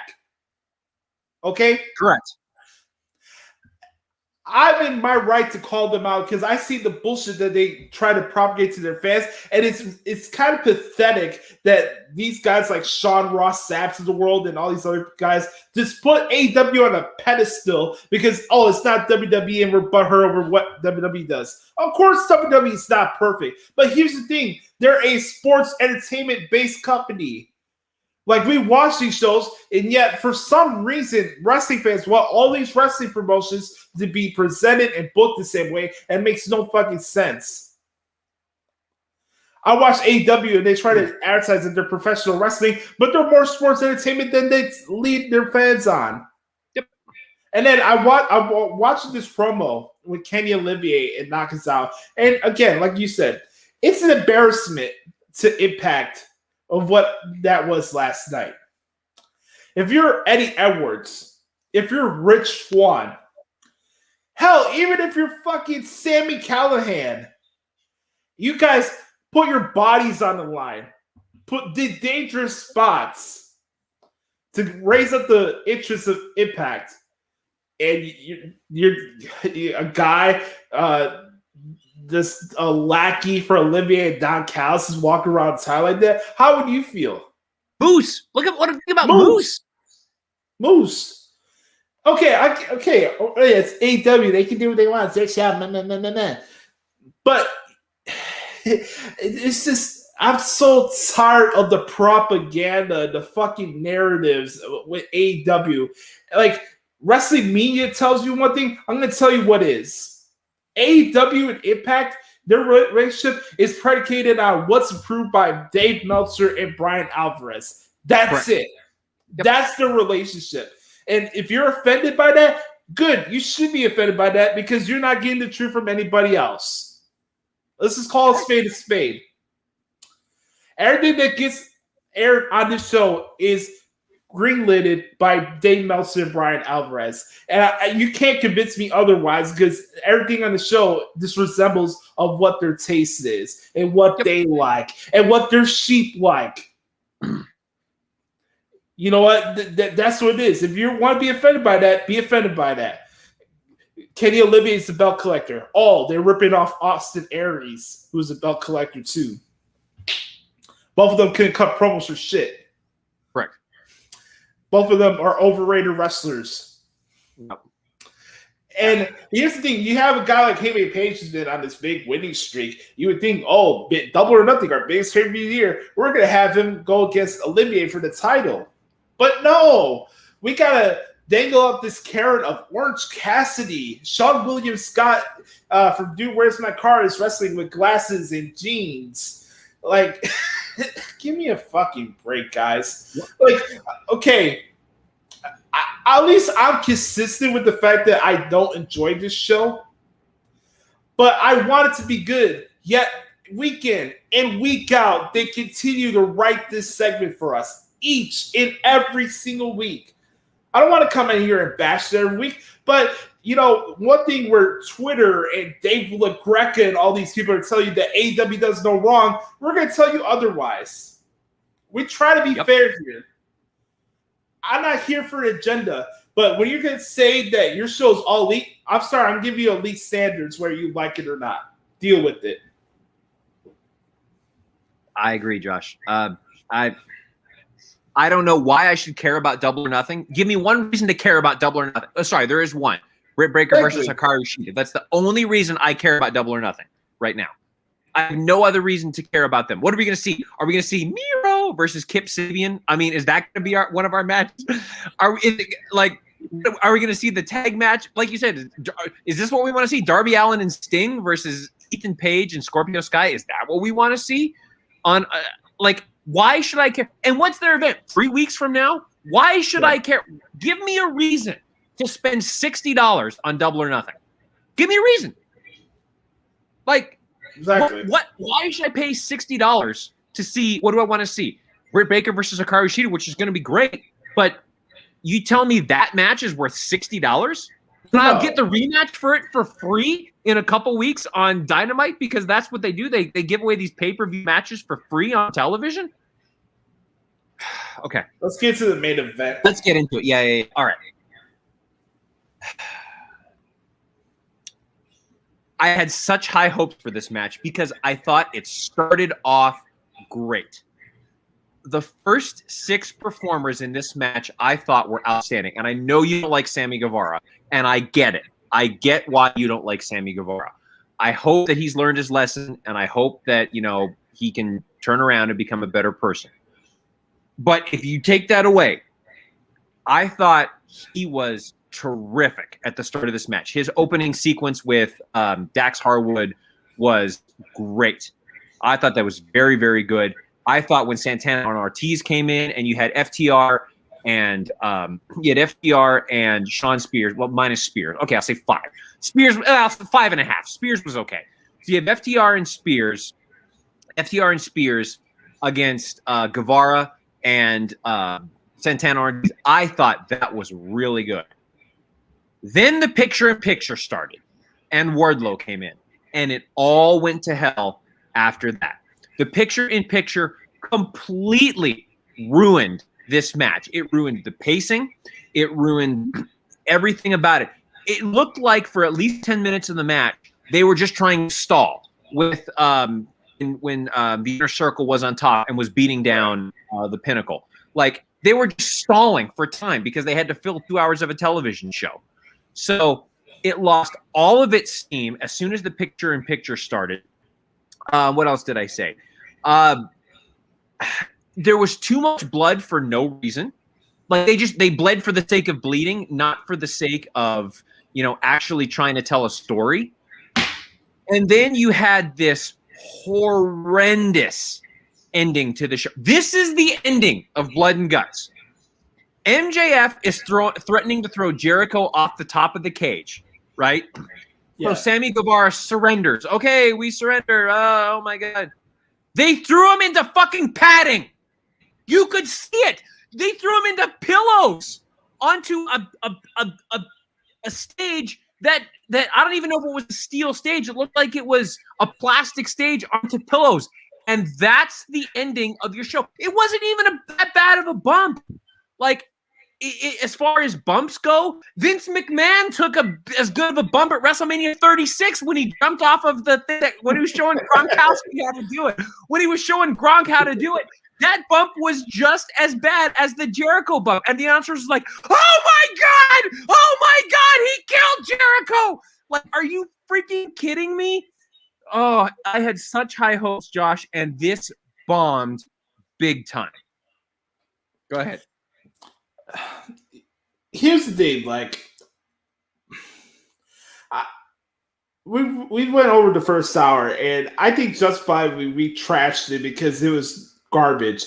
The thing I have an issue with the people that cover AEW for WrestleMania is double standards. All the stuff we saw with Olivier and the tag match at the beginning, the stuff with QT and Cody, the shitty promo with him and Orange Cassidy. If that stuff happened on Raw, you know for damn well, Bret Hart, those same people would be throwing a hissy fit about it. No doubt. No doubt. And here's the thing. AEW's promotion to say, oh, they followed through with their stipulations, right? My issue with Blood and Guts has nothing to do with the match. It's the premise and the advertising of it. Okay, we get the blood, fine with that. But they've been touting it for weeks and weeks about, oh my God, we got the traditional war games back. We got the roof. Nobody's going to escape the cage. And guess what? The finish and the premise of the story ended on top of the fucking war games. That's my problem. Not about Chris Jericho falling into the MyPillow crash pad. No. That's great. The action was fine. I watched it twice. I watched it live, and then I did the transcript part of it. But again, it goes back to what I was saying earlier.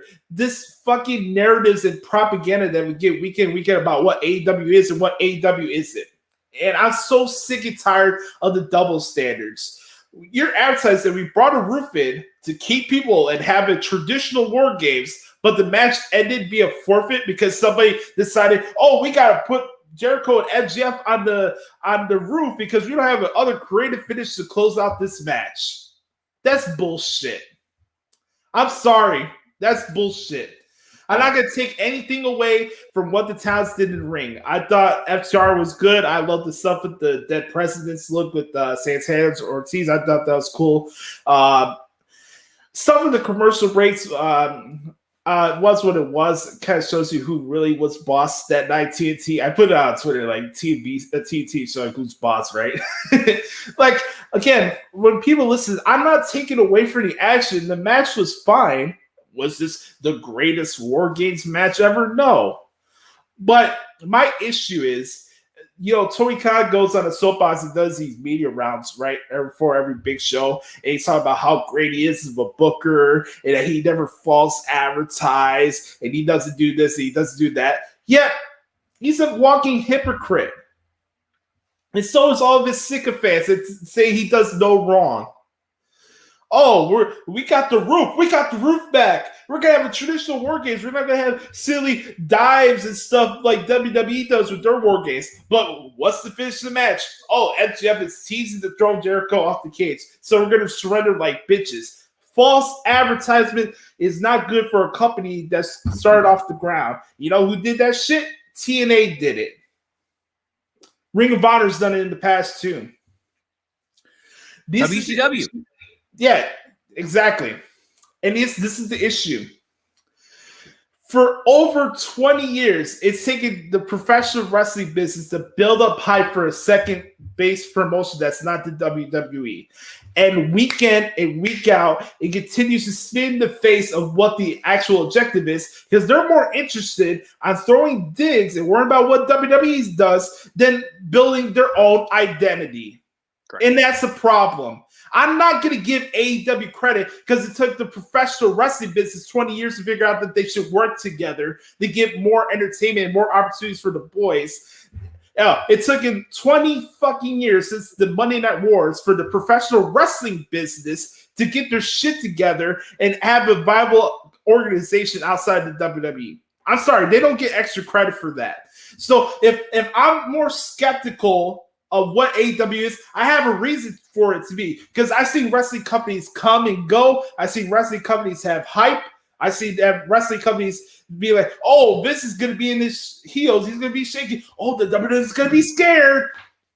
And then they do shit like this. We have advertising of the exploding barbed wire death match, and the match ends with sparklers. We have blood and guts where we bring the wolf back in the cage, but we do a spot on top of the cage to have a cop-out finish because we didn't want to end the feud there. But Tony Khan doesn't do any false advertising, right? Stop lying to your fucking audience. Is that too hard to ask? Right. Unreal. Again, I'm not going to come in here and shit on the talents. They did no wrong. The right team won. MJF got the heat, won it. I have no issue with that. Or Jericho falling into the My Pillow pad. You know, that's not my problem. That's not my problem. Right.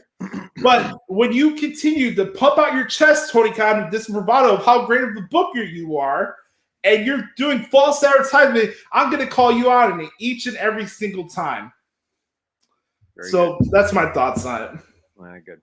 Well, Josh, we've gone over the 2-hour mark, so I believe it's time to put a bow on this. But great job, as always, this week. You get an A for your performance evaluation. Yeah. Yes. Very good. So always a pleasure to be with you, my friend. Thanks so much for allowing me to be on the show and being the host this week. May or may not be back next week. We'll have to see. We're looking forward to next week's show. We'll have our predictions for WrestleMania Backlash coming up the following on that Sunday. And it should be all good. Real quick, I'll let Josh sign off the show because in just a little bit. But just real quick, you can follow me, Brother Carter, on Twitter at Derek Stoughton. You can also follow me on Instagram at Derrico06. Check out my work on Wrestling Rumors. I do some work for them. I also tweet from the Wrestling Rumors accounts when I'm able to watch the shows live. Thanks so much, Josh. It's a pleasure to be a part of the Hoots podcast family. And thanks for being here. Looking forward to next week, my friend. I appreciate you, Brother Carter, as always. Make sure you follow Brother Carter, like you said, at Derek Stoughton. Also, check out DerekStoughton.com. Check out what he's doing with this music stuff as well. You guys can follow me on Twitter. You guys see it on the screen in the video version at Josh Lopez Media on Twitter. My Hoots podcast account's still suspended. Hashtag free the Hoots podcast. Yes. You can follow me on Instagram at Joshie Lopez 94 at Josh Lopez Music if you want to see me do guitar covers. And this was a fun show today. I know we've been going on a rant for the last 20 minutes or so, but this was a fun show. It was always a great time to hang out with Brother Carter. Glad I passed the performance evaluation. Yes. But that doesn't mean that'll be the case next week. You got to keep your game up, Brother Adam. For Brother Carter, I'm Brother Adam. Thank you guys so much for checking out episode 256 of the Hoots Podcast. Don't forget, catching up with returns this weekend. I'm recording an interview today with a good friend of mine, Ray Flores, who's the play-by-play announcer for MLW and does boxing for Fox Sports and Triller. Ray Flores is a popular voice in combat sports, and I've known him for a long time since I was going to broadcast school. So it's going to be a fun conversation. We'll be recording that today on Thursday at 2 o'clock if you want to watch it live. If not, check it out on our YouTube channel. Make sure to subscribe to it so you never miss an episode of the Hoots Podcast. Same thing applies to our podcast. Make sure to subscribe on Apple Podcasts so you never miss an episode because you're free of charge every single Thursday. Apple, Spotify, anywhere you get your podcasts from. And most importantly, Bookmark. ProWrestlingTranscriptions.com. It's my baby. I cover 14 wrestling shows a week. Trying my best to cover the business from a fair point of view. And check out the website. So for Brother Carter, I'm Joshie. This has been episode 256 of the Hoots Podcast, where folks be the authentic product that is yourself. And always remember, nobody's dictating the pace of your life but yourself. We love you guys. Have a great weekend. Yes, sir.